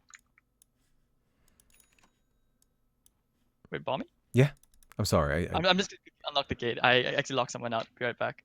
Oh, okay. I was like wondering, what are you talking about? Like, that took me a second. I'm so sorry. Yeah, it's a bit weird. I actually You locked go someone ahead. out. Go ahead. Go ahead. All right. We'll just be on our own for a little while. I mean, it's like a calm, relaxing moment anyway, isn't it, Chad? It's just you and me. We're just waiting for Perso to finally surrender himself to his fate. There he goes. He disappears. There's not much he can do about it. It's time for the ASMR section of the stream. Although, admittedly, I have no idea how ASMR actually works. I don't really get ASMR. But, I mean, I'm not here to hate on ASMR right now. Or am I? Who really knows? Perso, gonna be jumped. Oh, he's beaten up by the boss. Still alive. But actually, boss gonna go for the Ancient Apparition instead. Invisibility ends up saving the Nyx Assassin right now. Puck gets a nice Dream Core on 2 heroes. Boat comes out is, of course, a powerful combination. Pangolier gonna be stunned up. Walks now. Traps away the Puck, who immediately phase shifts. Nice silence and gets taken down anyway. Seems no illusory orb was available. Is back. Very nice coil, but no follow-up. Sorry about that. Hello, no problem. Don't worry about it. Look ourselves, the simple boss right here. Gonna be attempted. Seems to be taken down just fine. Of course, the power of the Wind Ranger. She does a lot of damage. The bonus attack speed just goes a long way as well.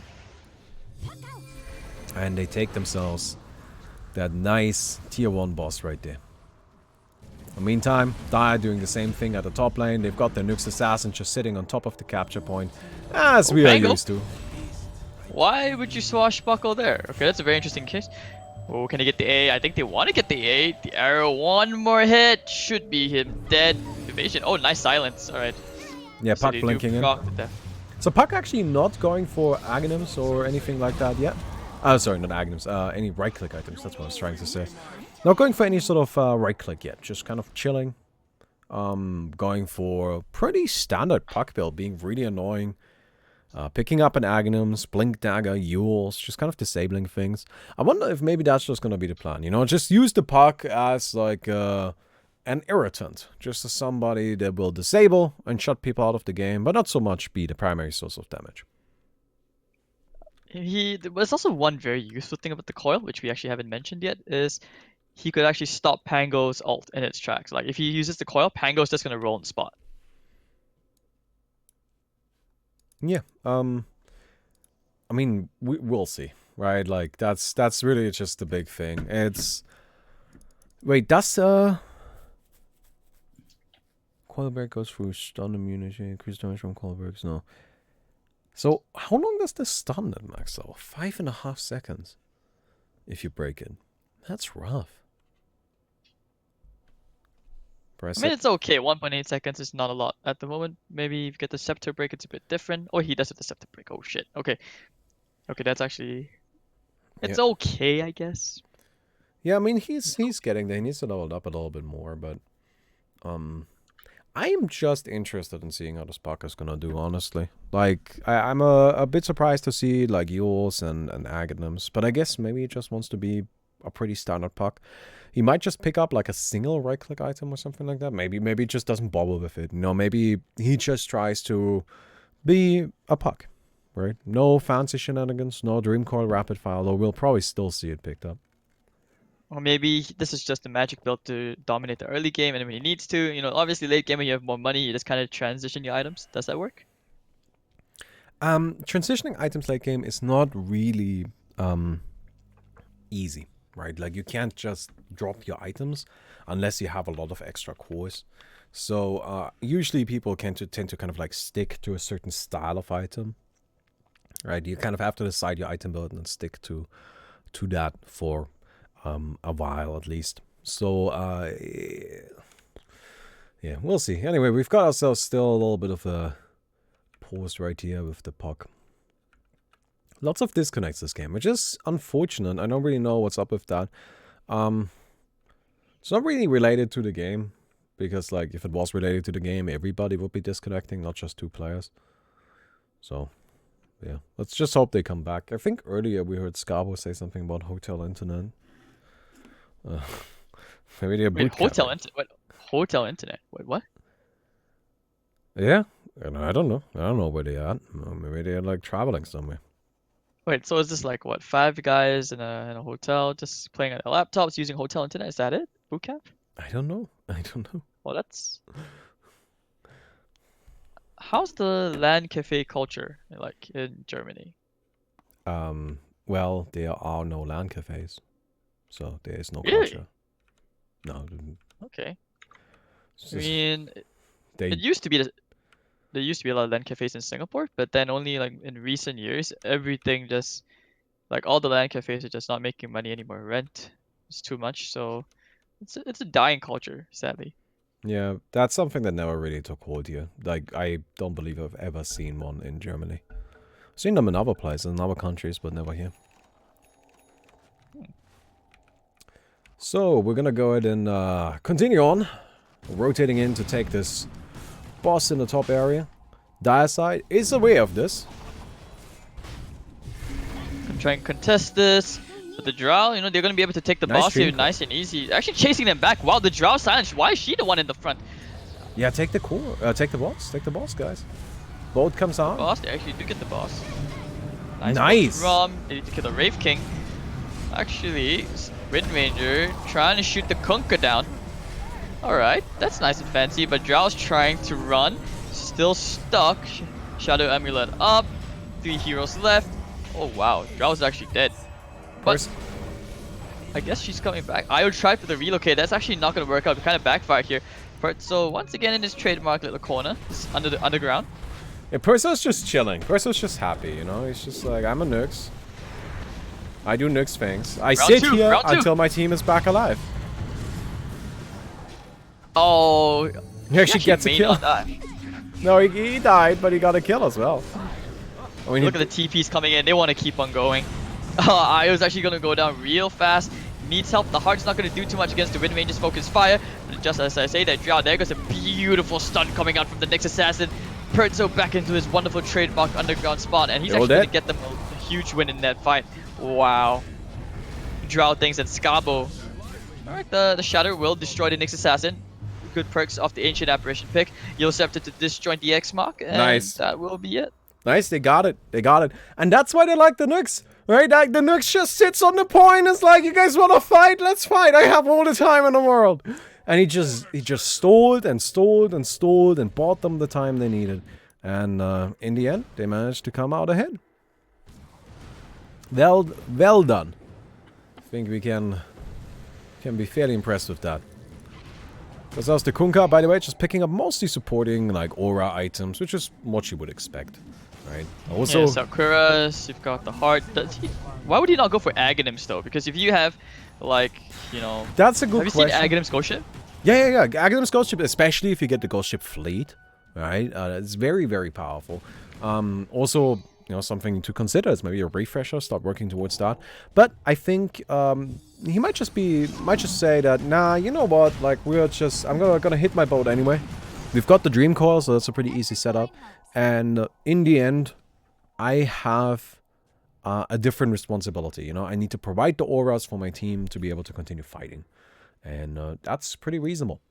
At the same time, I don't like the Helm of the Dominator all too much this game, I gotta say, because you are playing as Ancient Apparition, so the healing aura is gonna be restricted a little bit. I mean, the attack speed is still nice, but... What about like an OP pipe? Pipe might actually not be a terrible idea. I don't mind a pipe. Yeah. Look, there are some nice options, I feel like, right? There's a lot he can do, and this is definitely one of the ways to go. We're gonna force them off that capture point. Oh, they're gonna fight around the capture point again. I silence onto the AA, but the Guardian Crew used to purge everything off, looking for the arrows. Nice double coil, pew, pew, pew. And oh, Drow is doing work. Shadow Demon kind of caught between the tether slow. Scabo gonna have this ground. Pangolier actually gonna be on to right click down the Drow Ranger as Drow is dead. But no, it looks like everyone's just gonna be TPing into fight. That's what we expected, right? Perts are trying to get the stuns up. Nothing yet. Okay, nice triple stun, but it's a support Kunkka, so no real damage. There goes the puck, trying to fight in there with the silence and all that. Scabo's back into the fray. Has it dataless. Actually gonna go tell it onto the Drow Ranger. So now this is where the damage begins. Look at the break damage! No! Hot existence. Oh, that's a nice Ice Blast. That hit 4 heroes. But where's the follow-up? Without the follow-up, they can't do anything. It looks like they may have found the Ancient Apparition, bringing down his mana. Nice chain stuns out from Pertso and the puck. Meanwhile, Shadow Demon, look at that. Drow doing quite a bit. Getting the silence onto the Pangolier. And can he get the arrows out? Oh, look at the Wraith King. Nice disarm. It's actually very, very good halberd buy. It's starting to show its value. Nice triple coil, catching everybody up. Kunkka, no more ship. Now he's going to try to pop the Torn. Will it save him? But no, it will not. Meanwhile, in the back, the bosses have just spawned. And Hot Existence is actually going to die down here. That's not very good. And now it looks like we're just able to back off. Is maybe a 2v4. Puck's trying to hold the ground. Maybe try and get the Wraith King out. Go get him, what Slime. We expected. That's right. Third party. Top capture point, by the way. Still just kind of chilling. Nobody even went there. Puck is still hanging around. Nick's gonna go ahead and burrow down. Alright, so he's gonna get one capture point. They will get another, unless the Puck thinking about coming in. Oh, wow. Couldn't use in time. Nice Orchid silence. The Bloodthorn, in fact, from Pangolier. So, I like what the Dire is doing here. They basically just like, alright, we lost that capture point. Let's just make sure we get the next, let's just make sure we get those cores. Alright, let's get a boss. Which is definitely a smart thing to do. Although, admittedly, it seems that they forgot about the fact that there was another capture point. And they just kind of didn't go for it. There was definitely a lot of time to try and secure that. Okay, which model was the Slime modeled after? The Slime model. The Slime is just a model we took from Siltbreaker. Huh. Yeah, it's just an official Dota model. I actually don't have any memory of it, but that's quite funny to know actually. Because I was looking at it, it just makes me hungry. It looks like a bunch of grapes. You have weird grapes. Kind of. It does. It looks like grapes. The next time it spawns, you know, I'll let you. We would look at it again, and then we can have the chat vote. I think we can already let the chat vote. I feel like that vote might be unanimous. It looks like grapes. I'm pretty sure it looks like grapes. Chat, push 1 if that boss looks like grapes. Push 2 if what? We're gonna go ahead and got a nice 5-on-5 here. That's mixed Bangle up. already coming in immediately. Bangle rolling thunder in. Doesn't do much. Oh, nice coil catching 3. The Drow's damage is just overwhelming. And it's gonna be real cold. The night is dark and full of terrors. There's 2 dead already. Look at the drow damage. Holy cow. Yeah, level 25 on the IO online as well. Yeah, drow Wait. finally dies, but still. They Ancient just Apparition is overwhelming still around. numbers. Wraith King ult, not gonna do too much. Ancient Apparition kinda caught out. He's the sole survivor, and damage is already done. And drow, they'll just go straight to the boss. So, I think about Ancient Apparition. Ancient Apparition is actually a hero that greatly benefits from level 25 as well. You get the 450 AoE cold feed, which is a very, very powerful ability. Hot Existence trying to fight here, doesn't have a Satanic like the IO. They were trying to be overly efficient, and now he's coming and TPing in with the coil. It's an Aghanim's coil, but they're not gonna break it. They're just gonna stand their ground and try to fight. Look at the next assassin. Octavian core stuns, doing a lot of work. Nice, beautiful triple for him. Oh, and now here comes the relocate. So, is this the play? Yes, there is. They will go for it to get assassin. Oh my god! Look at the way they just fell, and everybody's dead already. Oh my god, I find that so funny. Right, the Drow Rangers just standing there attacking. In the meantime, in the background, you've got the battery, right? The IO, They go for it just again. trying to stay alive. As soon as the IO drops, Drow Ranger dies. Instantly. 4-2. Carapace not gonna do too much. I guess Carapace just a little bit wee bit too early. Kunkka trying to survive this. Heart is actually not gonna do that much this game. And Scabo, he's actually gonna done real fast, but pop the Satanic and the BKB gonna try and turn around. The Drow's gonna do a lot of work, bringing down the Pangolier. He's very, very low. Trying to kill the Ancient Apparition here. You'll step up to the air. He's gonna survive for now. BKB, Hurricane Pike. He's actually gonna survive this one now. I mean, maybe he should be able to kill the Wraith King. And Ancient Apparition at the side will actually die, and somehow Drow is dead one more time. Ancient Apparition, can he kill him off? Your Shiva's got slowing him down, and yes, it will be enough damage. And they get the Wraith King kill included, which means they finally get the capture point. They do. Radiant is doing very well. Kindergarten putting up a fight. You know, they've got themselves a good lead. Both kills, experience, gold, everything. Cores, they're just doing great. Alright, they have all of the important levels online. I mean, well, actually, I guess Puck not quite level 25 yet. I'm going for a casual Monkey King Bar in the backpack, though. So, there we go. I've got the Dreamcore Rapid Fire just a few seconds away. Because almost got that level 25. He has the damage up now. He's actually buying physical damage items. So I was right. He actually did decide to re-itemize. It's not about scaling. Sick. Alright, I'm excited. Let's see it. Which item do you actually replace here? Do you like take out the Blink Dagger, you're gonna swap it out with the Daedalus, and just go around as like going lots of taps? Yeah, you always swap out the... Never mind, I guess we're swapping out the Blink. Maybe just put the boot in the backpack during fights. Look at how fast the bosses are falling. Bogdog. Yeah, Bookdog goes down. Bogdog. Will they fight for the twins? I think they might be competing for the twins in a little bit, or will they just fight around Uriel instead? Pertzel is actually hanging around Uriel. Yeah, he's scouting this Essentially out, so that's pretty important that they know that they might be coming over. But I think the dire side's just a wee bit afraid. They actually backed out. They don't really want to get too close. They go to the top side. Seems like the safer option. We've got Laranor also picking up Hand of Midas on his Ancient Apparition attempt to get to that level 25 as quickly as possible. So as I mentioned before, right, like on Ancient Apparition, level 25 does actually matter quite a bit. Just getting that AoE cold feed talent, very powerful. Rain Ranger also almost level 25, so that's where we'll probably see the mini stun. I assume? I'm not sure. Wraith King almost level 25. Like, the thing is that there's a lot of heroes on the dire side that are just a few moments away from actually having the big important levels that they need, right? Where they start getting a big burst of power. I mean, when you have 3 MKBs, Windrun doesn't really doesn't do really anything, help does much. it? No. I mean, I guess you got a couple of airbenders on the side of the Radiant. They just tamed the Wind Ranger so easily. Dreamcore Rapid Fire online. Ghost Ship Fleet online. Oh yeah, boy, let's go for it. Pertzel also picking up 100 agility, because why not? That is an agile Nyx assassin right there. What I actually just remembered that Nyx Assassin, does scale late game, but you have to get rid of the Aghanim Scepter. You need to go for physical damage items, plus 100 agility. You know, dude, that's the way to go. Then start right-clicking away. I think that's a little unlikely. I mean, we already have the right-click puck. Do we really need a right-click Nyx Assassin as well? Let the chat decide. I say embrace the memes. Do it. Well, sadly... Oh, well, I guess luckily chat doesn't get to decide, but instead Perzo did.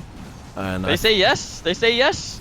Well, you know they want it. Right-click Nyx Assassin. You can't let chat decide anything, okay? If chat was in charge of the world, we would all be dead. No, we just be a world full of memes. It's about the same thing, to be honest.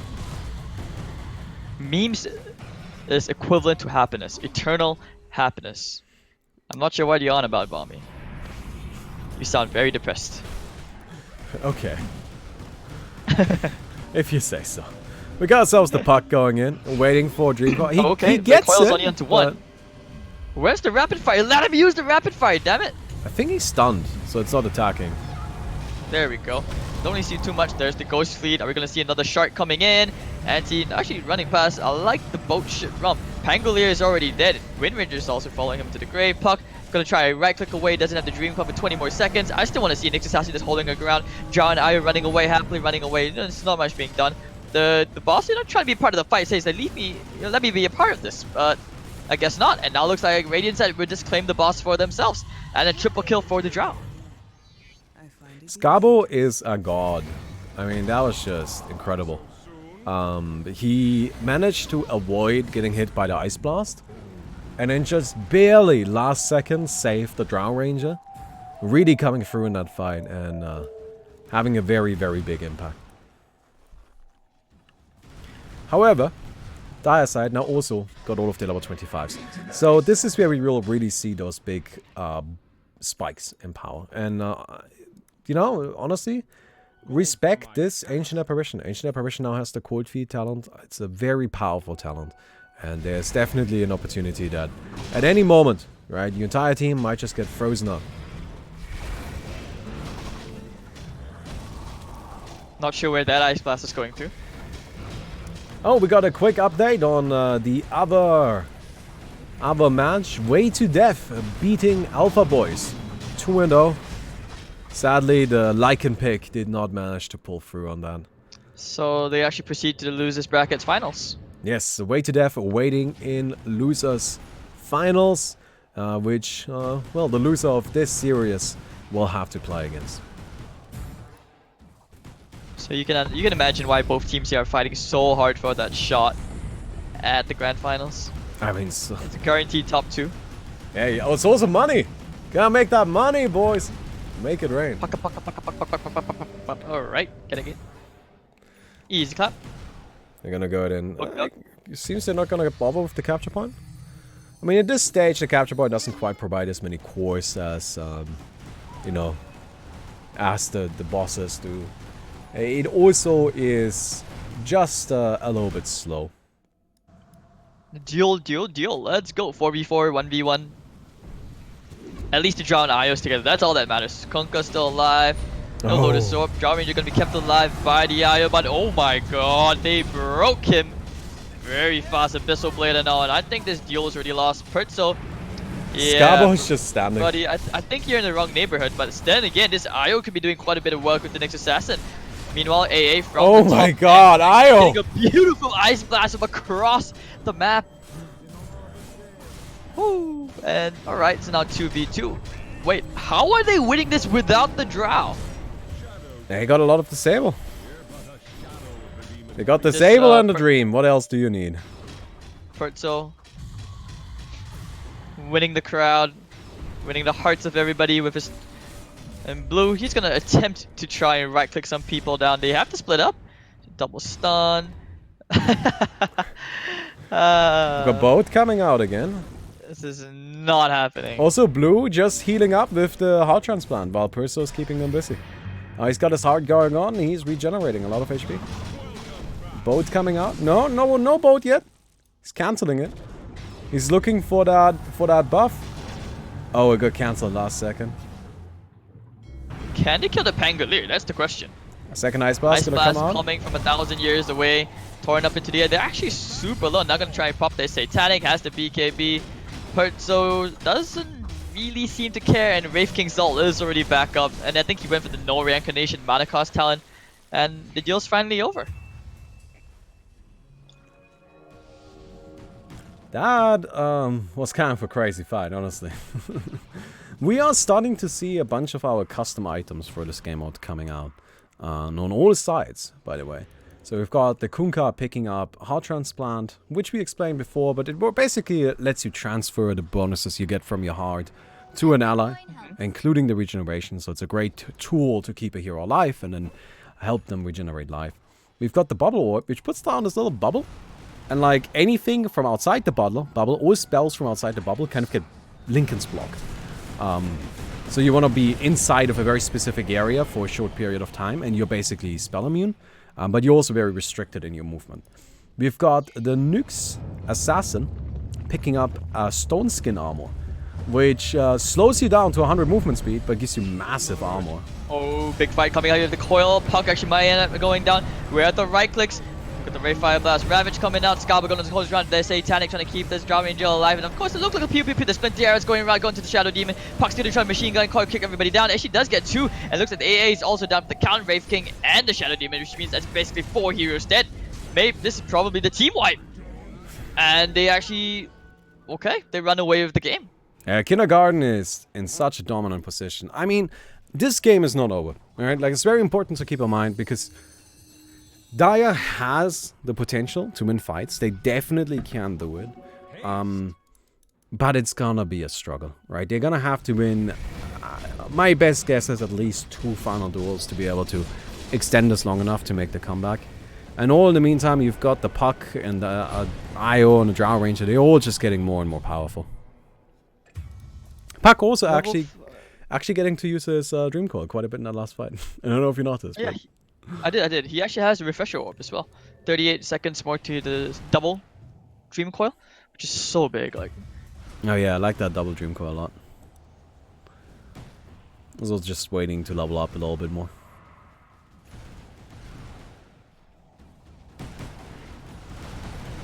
oh, they're actually struggling to deal with this boss, or maybe not. Alright, we've got Drow Rangers just kind of dashing up here. Start working on this boss. Quick kill.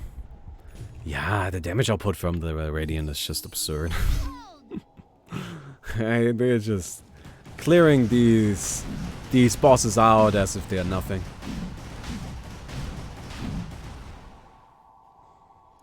Quick pick off. And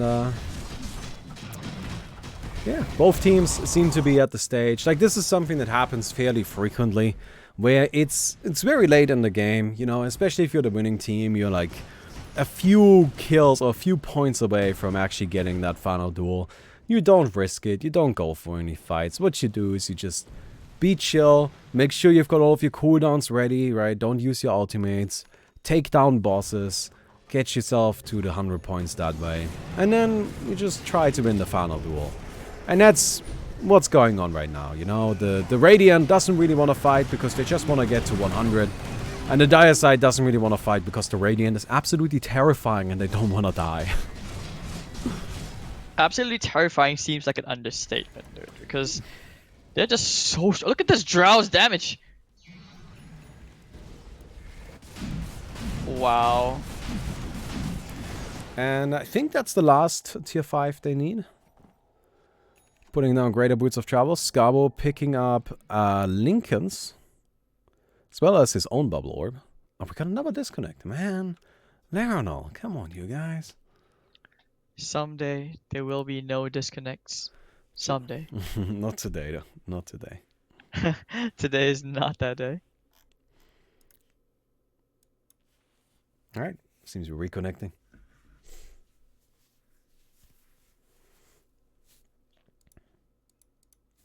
Well, I guess since we're just kind of chilling right now, to anybody in chat that's interested and not actually aware of this somehow, I don't know how that happened, but we are actually turning OpenAsia Arena into its own game.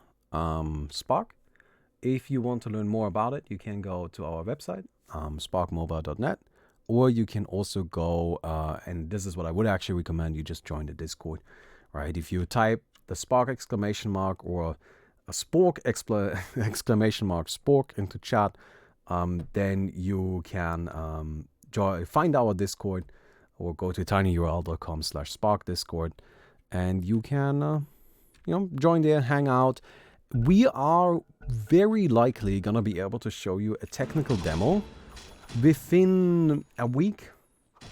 That's currently looking like the schedule. I personally wanted to do it this week, but we didn't get around because we were prepping for this tournament. Does Spork have like, oh, hold on, that thought final deal?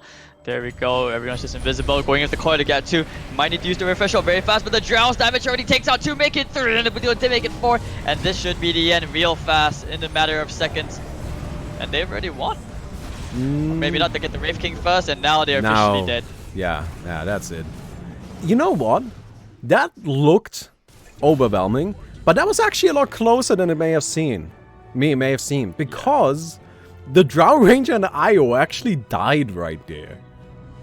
So that means, there was definitely a chance for the Radiant to lose that one. Well, that's incredibly well done. Kindergarten turns it around and manages to give us a game 3 in these winner finals.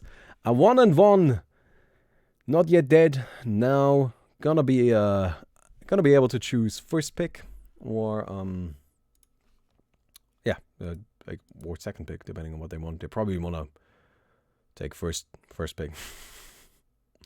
And yeah. No, wait, 1 second. Wait, so which series are we casting?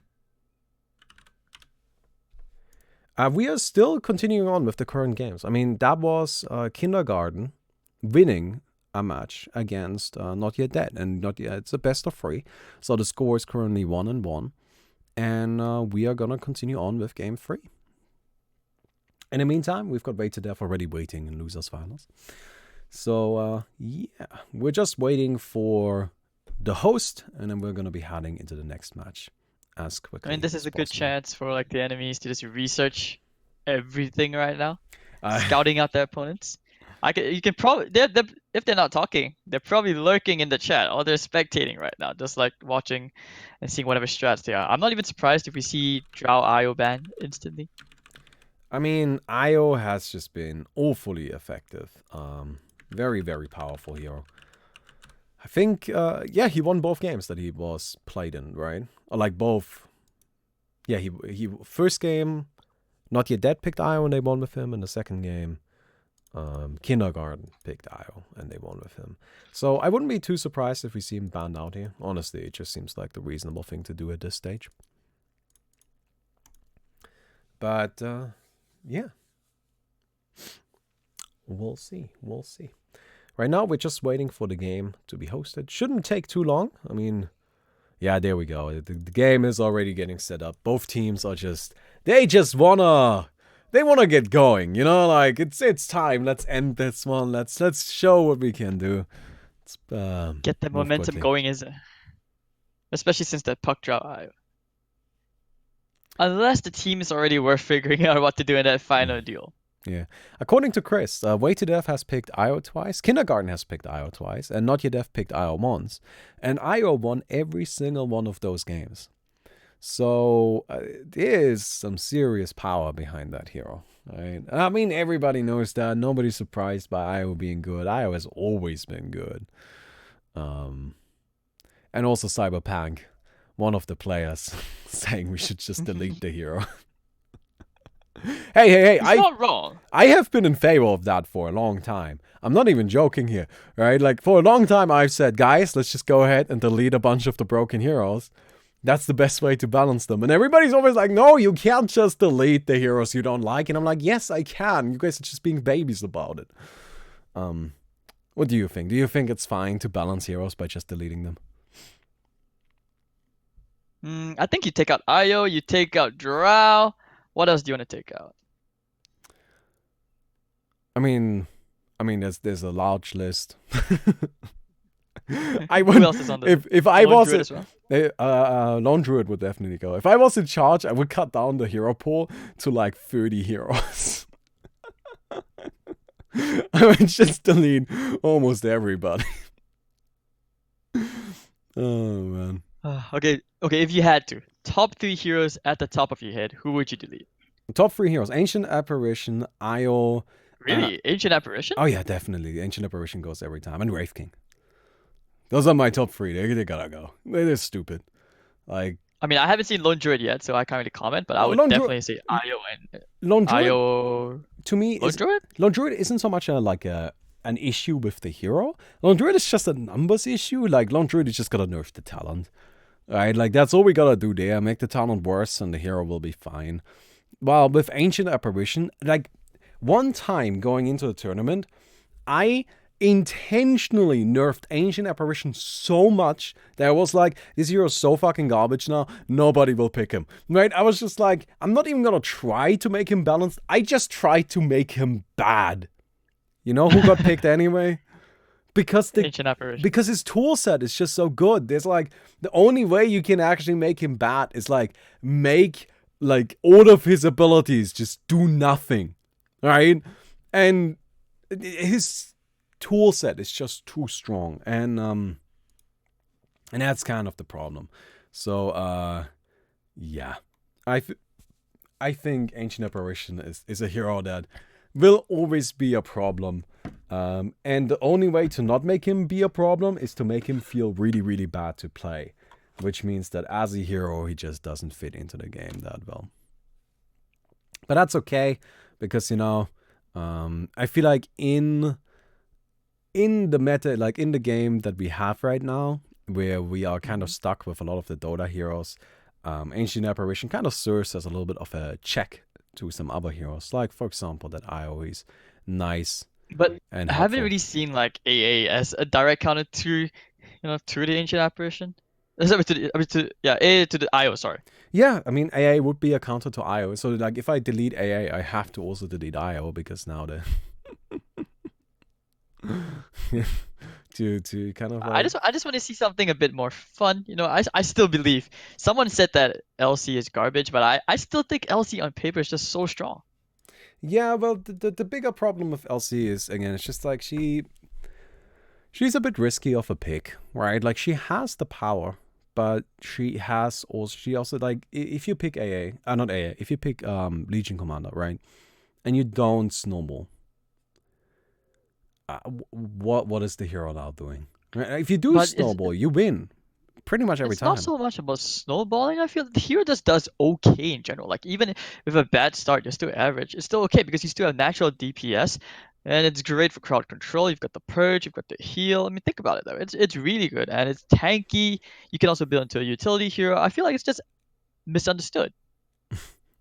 Maybe she is. Maybe she is. Well, it seems we are getting into the next game. There we go. Loading in, guys. We're gonna be spectating game number 3 between Kindergarten and Not Yet Dead in the winners finals for the Open Angel Arena April Major. And yeah, also chat is spam this hard to make Balmy fart, which Oh, that's actually a really good meme.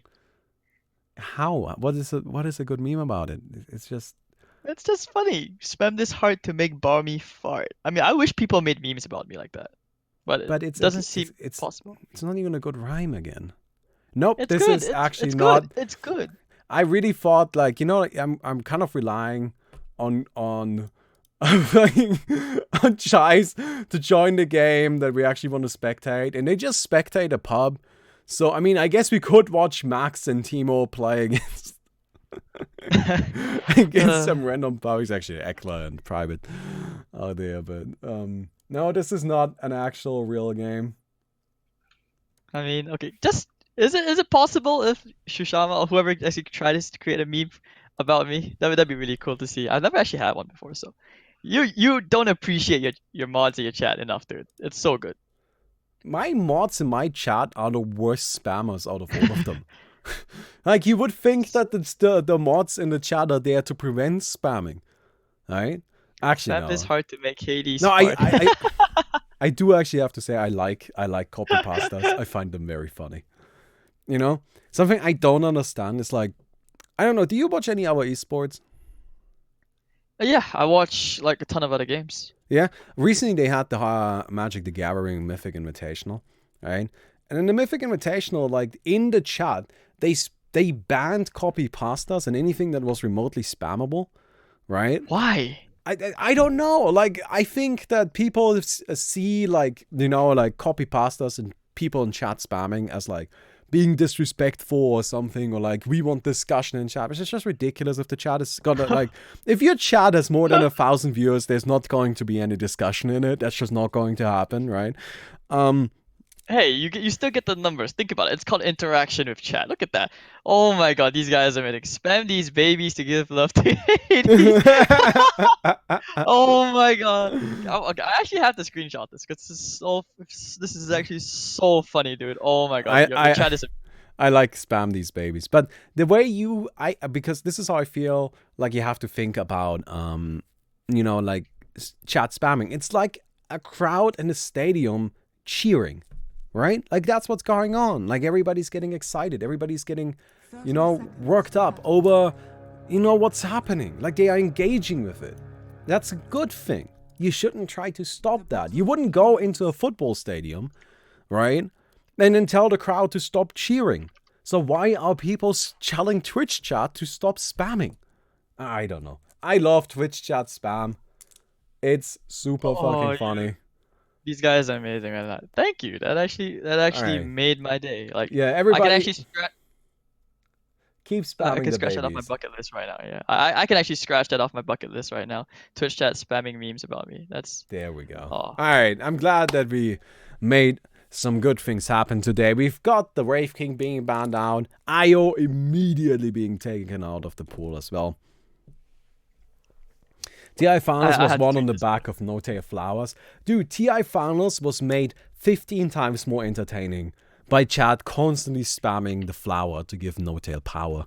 Right? Like that was something that made it better. Right? And it's entertaining. Alright. We're gonna go ahead and go into this game now, though. We've got a one-on-one. I gotta update my overlay just really quick. I mean, we are finally in game 3. Yes, we are in game 3. And it seems the teams are already... I mean, what teams are currently thinking about is like, which hero do we let through? Wait, what? Spam this dog to make Hades choke. Spam this dog to see Hades No, this is... cog? It doesn't even rhyme. This is just not even good. Lone Druid Credit being though, taken out. Alright, guy. Come on, Hades. It's time to move on. Leave the copy pasta in the chat. Pay attention to the game. Next meme, dude. I've moved on to the next meme. Okay, in the game. Here we go. Hey, did he miss a ban? I think I missed the first ban. What's banned before Lone Druid?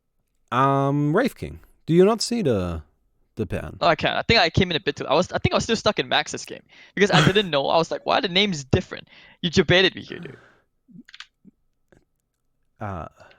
Okay. I definitely did 5 minutes ago and then told you that we are actually in the wrong game, and then I joined the other game after. That's okay. So we've got the Lone Druid being taken out of the pool now. It seems that the Radiant, Not Yet Dead, is definitely taking their time here, you know, like they are already 77 seconds into reserve time. Take out the Nyx Assassin. Now that is a respect ban.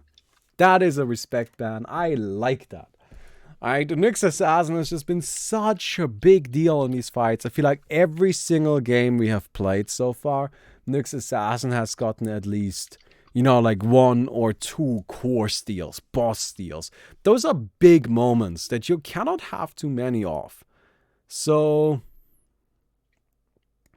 we'll see how this goes, right? Like, this is gonna be quite interesting. We've got the last ban coming up from the initial phase from the Dire side. It's going to be that Lifestealer, so that's nothing too surprising. Lifestealer, of course, being a very powerful hero.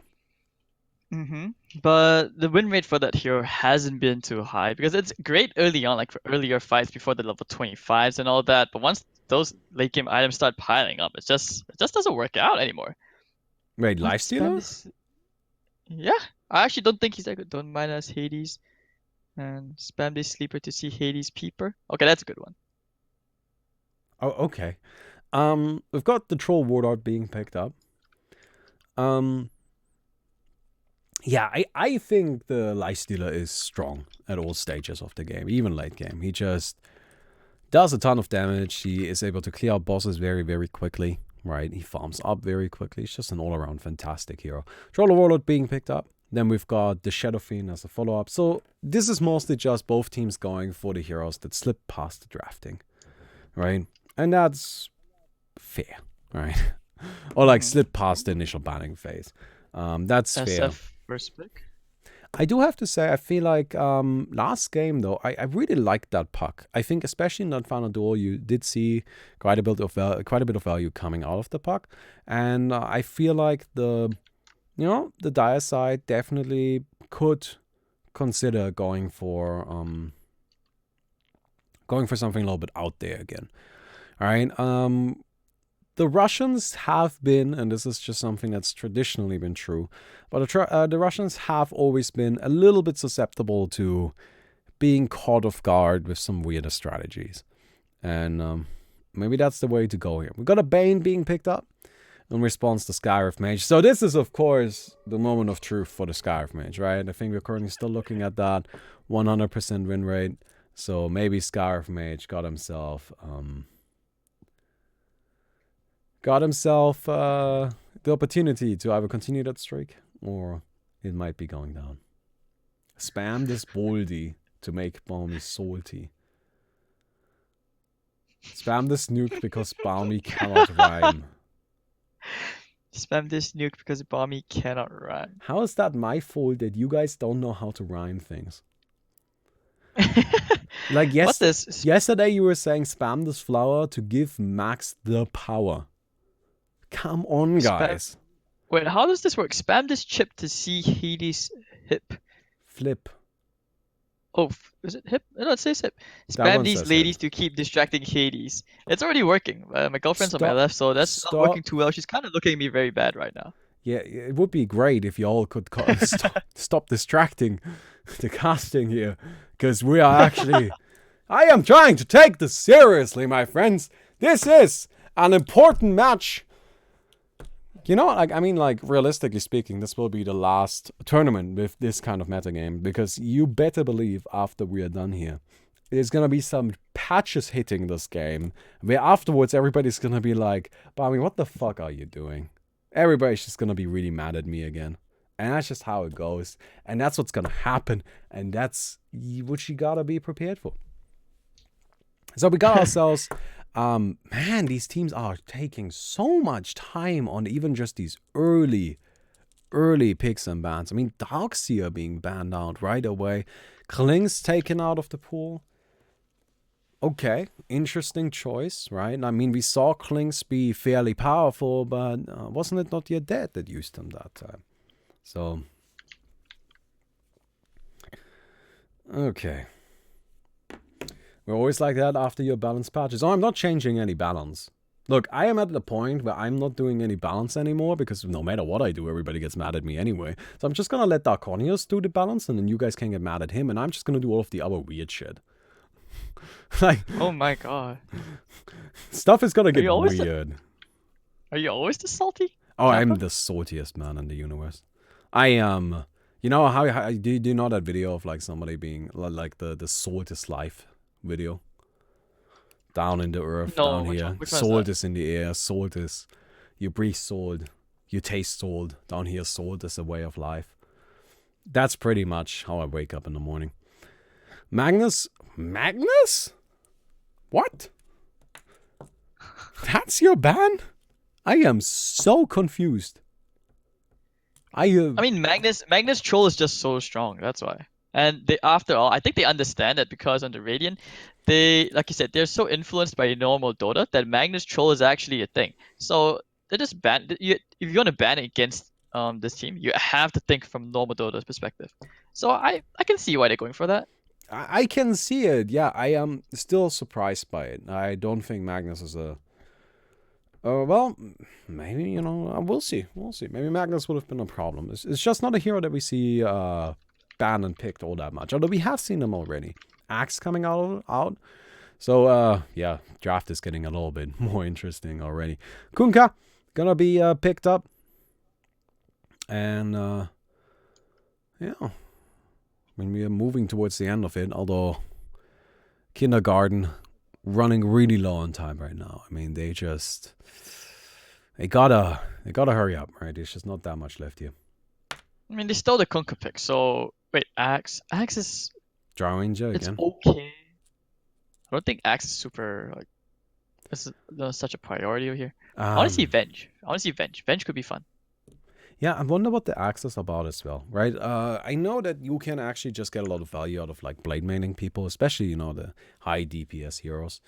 But we'll see. I mean, honestly, Axe is not a terrible hero. Keep in mind that you do very consistently get to level 25, and at level 25 you get yourself that really, really big Berserker School, which is essentially just a small black hole at that stage.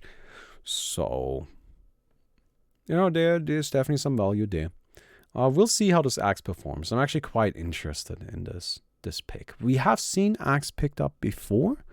I believe the losers semis Axe was played by Alpha Boys, although not to success. What else are we potentially looking at here? I mean, they need something which can deal with the Drow, right? Has there been a solution for Drow yet? Now that we... I mean, that might be the Axe. Axe. Right? Like, Axe? Axe can actually get close enough.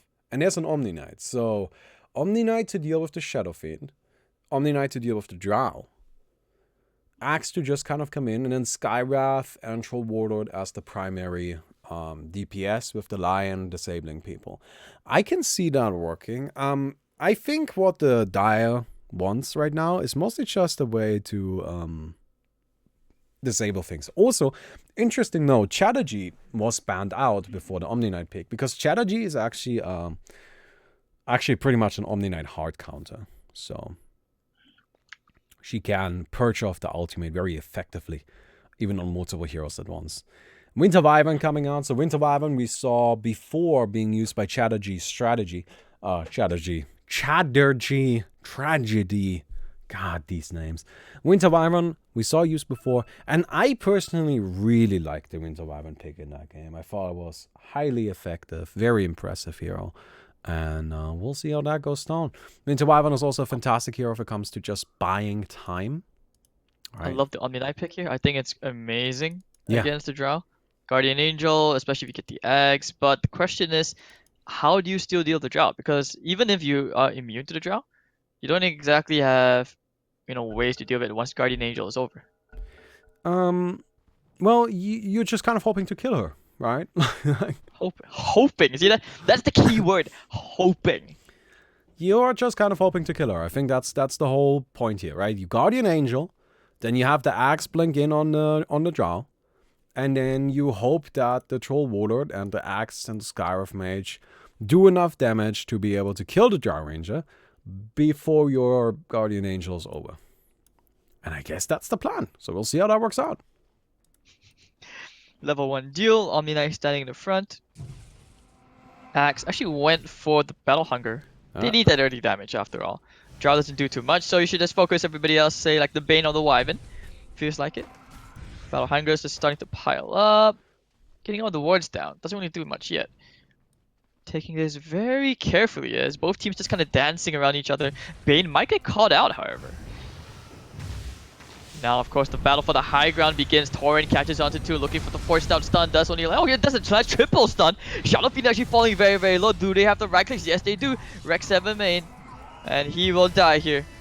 Going for the fervor, not the best idea, as blue does end up going down into 2-for-1 trade. Hot Existence now on the run. He had success on the Drow Ranger early on, but this time not so much. Walks in the middle of the fray, in between two heroes. The fight for the high ground begins, but it's a 3v2. South coming up in the line, and I think they want to try and kill the Axe, but can he get him? He can't get to high ground, just South up, go back in again. Now comes the stun into the Bane. Bane should be dying here. Brain Sap stealing into the line. Line has no more regen. He has to run away with those booty boots, and somehow Bane will actually end up going down first. Bane running up, salving up. Anti trying to kill him off, has the Arcane Blast, should be able to kill him off here. One more click and does get that kill. Mr. Random will actually come out on top here against Pertzo. Oh. Yeah, that was, they almost managed to stall that out until all the way to the end, but in the end, well, it was still, you know, fairly even duel. They got 3 kills, I think you can be happy about that. Especially, you know, gotta keep in mind, Axe is just so powerful early on. Mr. Random, now just kind of running in.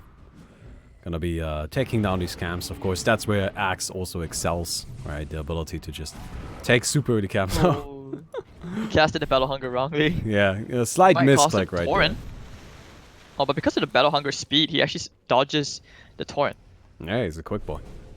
Meantime, Shadow Fiend gonna be forced away. Yeah, Troll is just kind of sitting in the base. You know, that's what you you get the expect. raise. E-raise. That's not enough damage. It was close. Troll's not having the best of time. You know, Bane's kind of hanging around. Has the Brain Sap. Oh, he didn't get the creep. And who gets the bounty? Seems Mr. Random on the Axe manages to pick it up. And oh, that's a big one. That's 4 bounty runes for the Radiant side. That definitely matters a lot. So that gives them an immediate experience lead.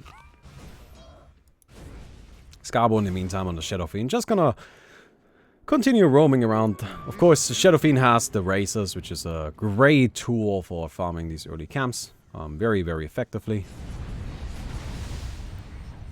Omni Knight just messing around the Wyvern, but the Prowler tried for the last hit, didn't really get it. Scarf Mage now messing around, just get a solo kill here onto the Bane as they just start to shrine up and keep on fighting. What are the shrine cooldowns in this game? Well, they're pretty low. It's not 300 seconds, even though it says 300. Is it not? But it says it's 300 seconds. I guess it is 300 seconds. I thought it was slower than Question that, mark? but I guess not. Scarbo actually might getting locked down here to get the purification. Scarbo's gonna go for the deny. I think he'll succeed. Oh, actually, he doesn't need to. The moment they saw him walking up, they just backed out. And Mr. Random dying a not so random death. 3 heroes there, catching him with his pants down.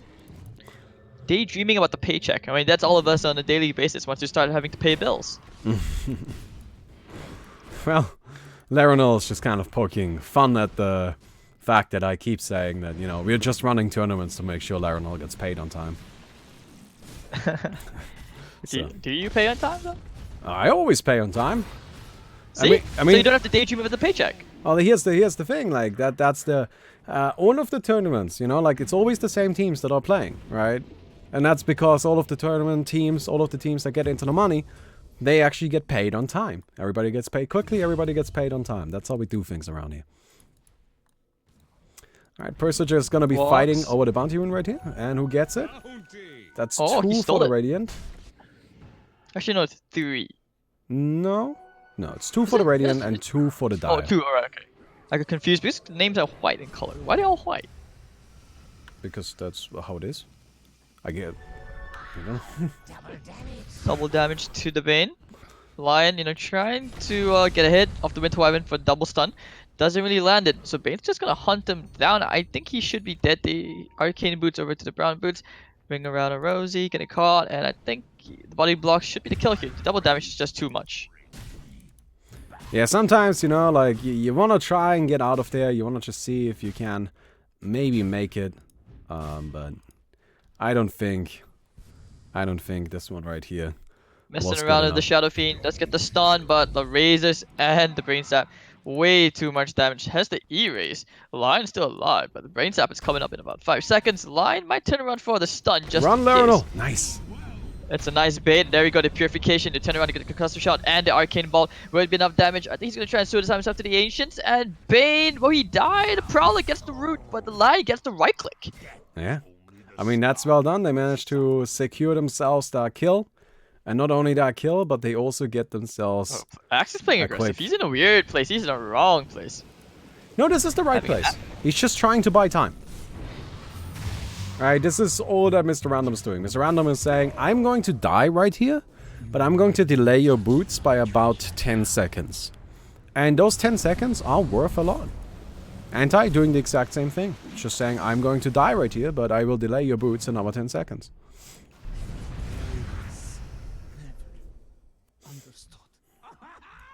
Alright, so Mr. Random now has enough money for a Blink Dagger. Yeah. Waiting to see some big plays. Gonna steal another bounty rune. Yeah, it's all about those bounties. You know, that's something you Jarl can has the see pure from damage. Not Yet Dead. Not Yet Dead really prioritizes getting that nice, consistent money and experience for their supports. SF getting knocked down. How did he get stunned? Not sure. Garcelle's the Troll Warder just kind of chilling here. Working on a Crystallis and what is that? What's this called? Desolator. Desolator! Desolator. Oh, okay. Desolator, yes. There we go. So he got some crits, he's got some minus armor, and they'll be able to take down this base boss rather quickly, which will give them their second core. Meantime, Kunkka just Should be able to take this boss. Yeah, no problem. And there's nothing that Dire can Kunkka's really do. hanging around. Kunkka's just setting up in the corner. SF also hanging around, has the Shadow Blade. Might look for a surprise factor, but I don't think he knows about the rune. Nice immediate stun out here from the Lion the Finger, and down goes SF's Gobble.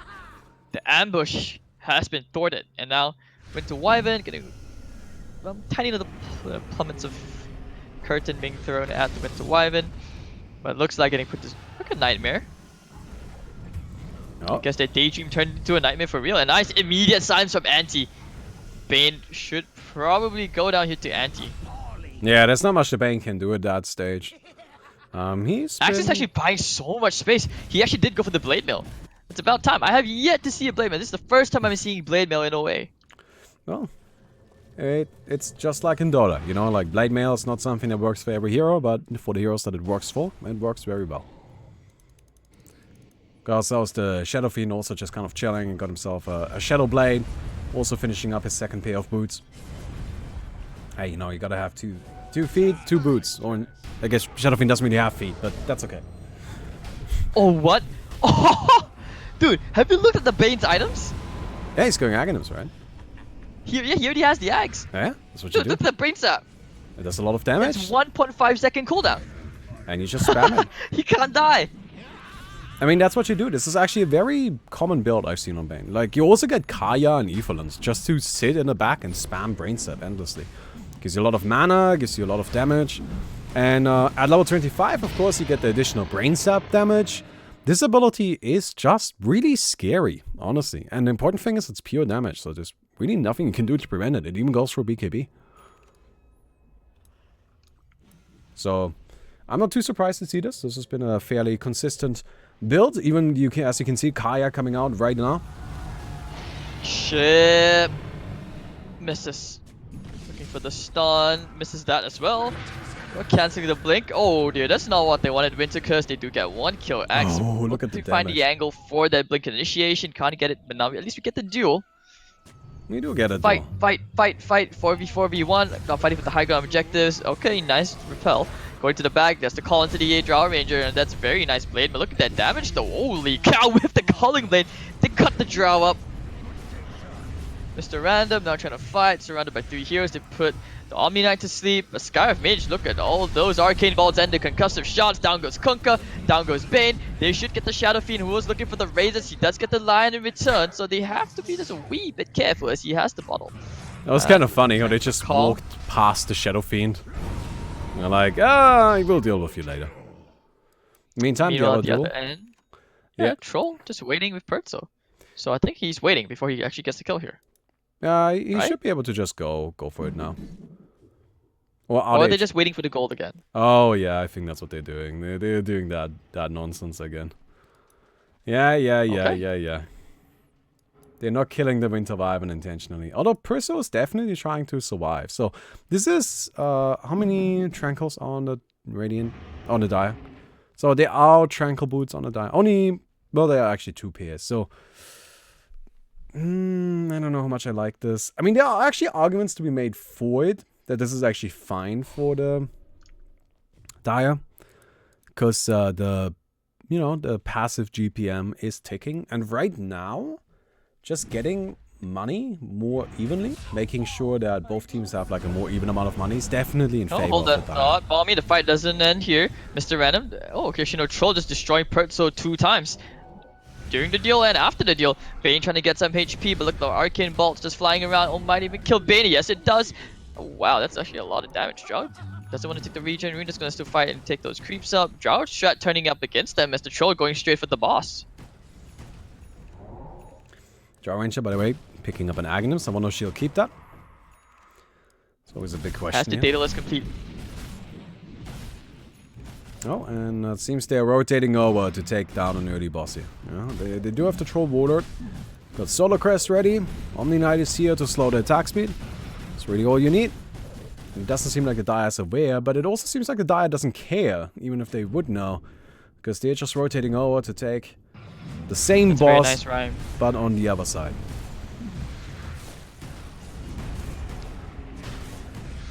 So looks like they will head all the way back to... Okay. Looks like they're gonna have to give up that boss. Troll doesn't have a BKB, but fighting under the shrine. Oh, it's actually too much damage. Couldn't get the Guardian Angel off. Purification gonna get the heals up. Sky Mage. Mistake. Holy cow. Lion Finger gets another finger kill. Has the Aghanim up. Nice call to the backline by Kunkka being saved here by the Golden Embrace. Bane gonna use that ultimate up. Okay, very nicely done with the Divine. Heavenly Grace. A bit of salvation up from Omni Knight. Truly the Holy Knight. We're allowed to get the call into the Winter Wyvern. Is that what they really wanted? Yes, they can. He gets the call. He has the spins. Not enough procs for the counter helix. Nice double stun up. The Ethereal Blade going to be used on the Winter Wyvern. And Purification going to be saving the actors a little bit. Of course, with the Ethereal Blade, Winter Wyvern does end up dying down here. Anti using the Ancient Seal. Going to the call. Does find the Kunkka, but where's the Flame Mill? Not going to proc it just yet. Going to start right clicking away into the Kunkka. And with the Battle Hunger, he will get the extra movement speed chasing after him. Won't even get the chance with the Culling Blade because Blue will just end up going down to Anti. And one thing about the Axe's talents, which is he might actually be tempted to go for the attacking procs counter helix this game. I have definitely seen physical, like right-click axe builds that are using this with Manta Star.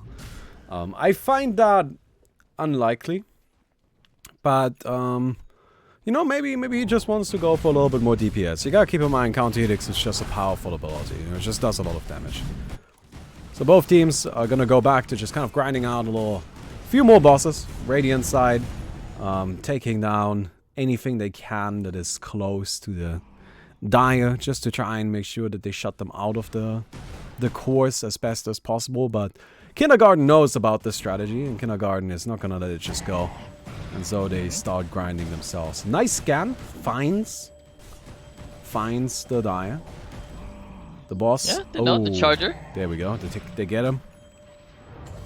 Chasing after Anti, Nice more immediate quick BKB, but it doesn't BKB, but matter. it won't help him at all. Guardian Angel just a tad bit too late. Going over the call, finds the Kunkka, finds the Bane, but here comes the Winter's Curse. Rex and Remain gonna pop that BKB, going straight for the Kunkka, but the main target, of course, it should be the Drow, but why is no one hitting the Drow? Ethereal Blade maybe might save them for now. The Mystic Flare is actually gonna be enough, and they shoved the Drow down. Goodbye, Drow. 2 dead on the other side. Maybe that'll be the Kunkka and the SF. Okay, nice Bane Nightmare Slave. So maybe not all nightmares are a bad thing. Alright, and he's gonna get clicked down by the Winter Wyvern with the extra attack range from the RT villain. Over to the back line, induce the Ethereal Blade combo, and that's an ultra kill for Rex Evermain as he just go ham, just troll things as he comes online.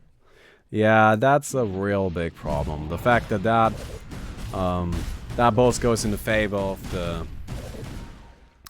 of the Radiant, that sucks for the Dire. Kindergarten needed that one, and yeah, I feel like right there what we saw was maybe just a little bit of an early Winter Wyvern ultimate. I think the Perso needs to make sure that when he uses the Winter Wyvern ultimate, when he uses that big Winter's Curse, he hits the Troll Warlord, or, has the Troll Warlord be affected by it. Because right here we saw the Troll Warlord just run into the fight afterwards and just do whatever he wanted to. Omni Knight might be in a bit of trouble. Mr. Random was looking for the call, but he wants to find the Jaw Ranger. This may just turn against him. The Blade Mail. You need more HP to tank that up. Ethereal Blade combo, not enough to bring down the Jaw Ranger, so the shotgun doesn't really work out. Troll meanwhile trying to chase after the Kunkka, and actually he's gonna go straight for the Jaw Ranger instead. He finds him and he's gonna get him. Alright, so 11 seconds with the Jaw Ranger wins his curse, but the BKB is up now. Troll's BKB just only expired, so Lion afterwards he's gonna go for the blink, look for the stun, does find the Kunkka. Has the Hex, and I think Kunkka is pretty much dead around here as Winter Wyvern's inside the capture point. Ethereal Blade.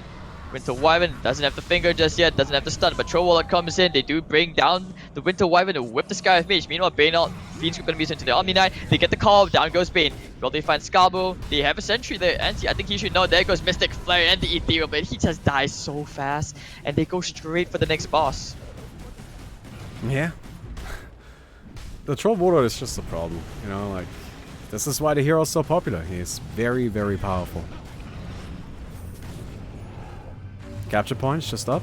Bane coming in from Jaw top. Ranger as they start right-clicking away to the Troll who pops the ultimate, and that's not the target he wants. He's not getting in the lifesteal because he's not doing any damage that the Arctic Bird remains ever made. He pops the Satanic, he holds his ground, turns into the Shadow Fiend, and 4 heroes dead. And what an amazing turn of events as Omni Knight, where you want to go into the Winter Wyvern, doesn't look like it, but still, amazing play out here from Rex Evermain. Radiant is pushing further and further ahead. You know,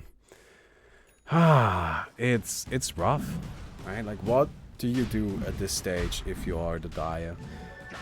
They need to get money and experience on their core heroes, right?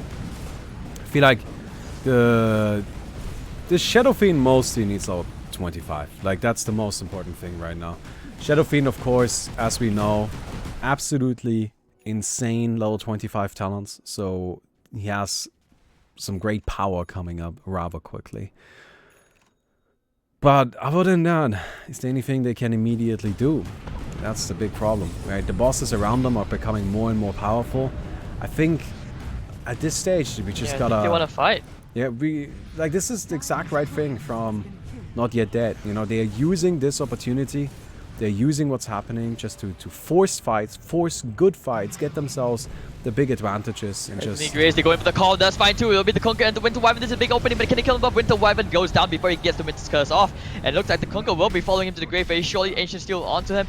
They did get the Bane as well. How did they get him down so fast? And that's already a double kill for Mr. Random. And they're going to get the Shadow Fiend. They do have this True side. Here comes TPing into the Shrine. It will be the Winter Wyvern. Jaw Ranger gets the silence onto True. But there are 4 heroes there. He misses the other 2. And Jaw Ranger will just get right-clicked down by the Troll Warlord. And that's going to be the capture point stolen. And another one, you know, like, this just can't keep going like this. And now what they do is they just immediately rotate over and start taking down the next boss.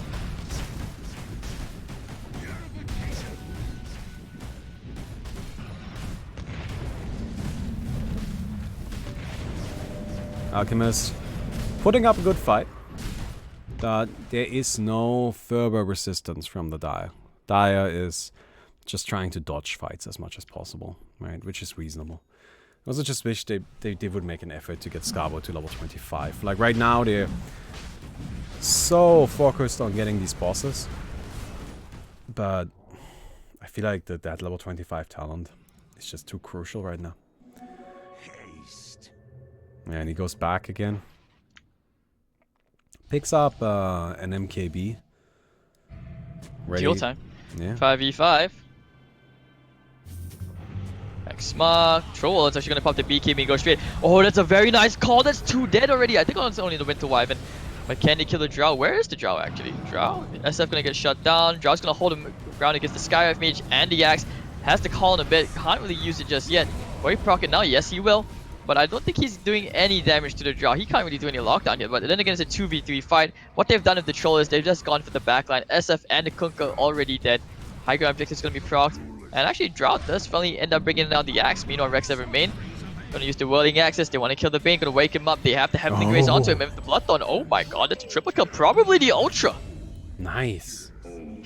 That was a good play by the Omni Knight. Getting the... Died way too fast, dude. Getting the Troll out of the sleep as quickly as possible. So Bane actually went for the Octarine Core, dude. He has like a... What's the cooldown right now on that Brain Sap? Not very high.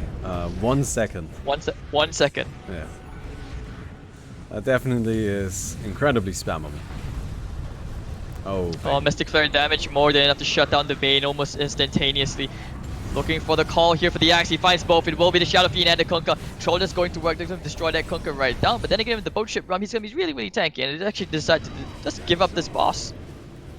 Oh, Axe going straight to the back. Finds the Kunkka and the SF who are just trying to heal up right under the Shrine. Scarif Mage with the Mystic Flare and the Ethereal Blade finds one. Uses the Hex onto the Kunkka. But the target you really want here is the Drow Ranger who does bring down the Scarif in return. Popping that Satanic just a bit too late. And then it looks like Winter Wyvern. Oh, nice AoE finger from the Lion. Actually taking down 2. So he does get more extra damage. He's already up to 5 finger kills. And just waiting for everybody else to kind of spawn up. I think they just have to heal before going back for Fucked Up. Yeah, they're gonna go ahead and just make sure they get another boss, right? Keep that streak up, keep that all going. I mean, the thing is just, if we look at items right now, you can clearly tell that the Radiant, they just have more of everything, right? They have higher level items, they've got the money to spend, they've got all of the cores they need. They're starting to replace their secondary boots with actual items, just because they're actually so rich. Dire, in the meantime, they're just not in the same situation. We do have some good news though. Shadow Fiend actually finally level 25. We've got the Winter Wyvern level 20 as well, so that gives some possibilities, right? It opens up some options. It does, but SF may have to start going to survivability items. I mean, yes, I like the 25 talent, but he's been dying way too fast that it doesn't even matter at this point. Yeah. Well, he's trying. I'm sure he is. Dude, Lion has like 7100 HP. Look at that. He's got the Greater Guardian Greaves, Superpower Ether Lens, okay, Aghanim Scepter. Finger cooldown started maybe at 20 seconds already. Things are not looking good. Like the Drow, it's usually left alone. They just go on everybody else and it just becomes like a 1v3. She did put up a good fight last time though. I think that, you know, maybe the Radiant should respect the Drow for sure. She did get 2 kills on her own, right? Sadly that didn't really matter too much because, and I feel like this is actually one of the biggest problems this game, she just can't fight the Troll. She just straight up loses against Troll. This hero is so strong. If she doesn't kill the Troll with that BKB up, she just gets wrecked so hard.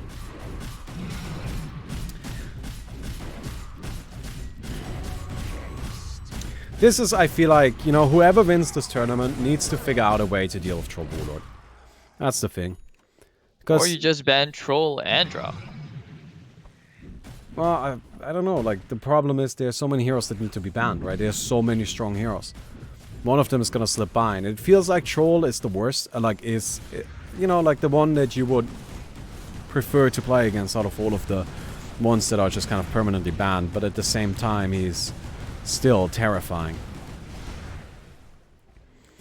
Kindergarten, they are trying their best to stay in the game. They are just farming the bosses that are in their base. Alright, just kind of resorting to taking everything they can take and trying to avoid the rest of the map as much as possible. So it looks like they're just gonna take that boss down first. Kurtz are just getting destroyed by the boss. Yeah, this boy doesn't really have all that much he can do here, but he takes a little while to go down. Or they actually, I think they want to fight contest around the boss.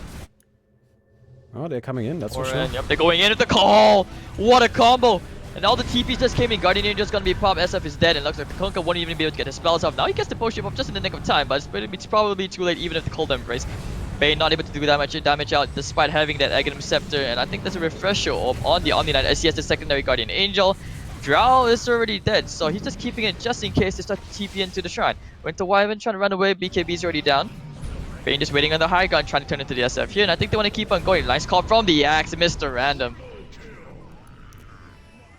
Yeah. Now the Drow's back up. Do they want to reinitiate? The last time we saw a 3-minute fight. I don't think so. I mean, the important thing is that the Radiant is playing this smart, right? They waited until the boss was dead Then they took the fight, they won the fight, and then they stole the core. There's really no reason for the Dire to come back into it. All of the objectives they were looking for are already taken.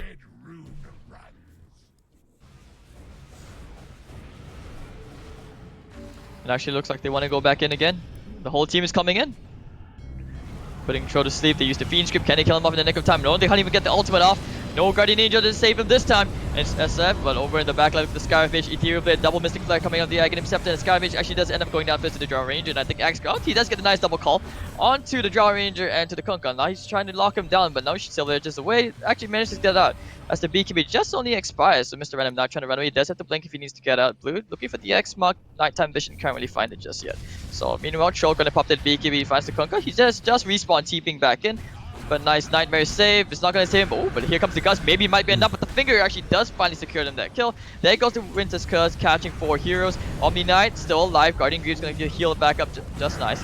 But Anti, everything is on cooldown. Just the Arcane Bolt. 3 heroes dead on the side of Kindergarten. And so should be dying here to the Troll, as he has just sick amounts of damage. He does have the Bloodthorn. Leveled up at level 4. Yeah, he's got a Bloodthorn. He's level 35. he has to go Basher. Yeah, I mean, Drow Ranger, they want to go back in. Troll might actually just end up dying here. No crits. Has to heal. The Ethereal Blade save. What a play here from the line. That might actually help them turn around if they want, but now they're just trying to retreat. Yeah, that was very well done from, I think that was the line. Does anybody else have an E-Blade? Yeah, the Scarif Mage also has one.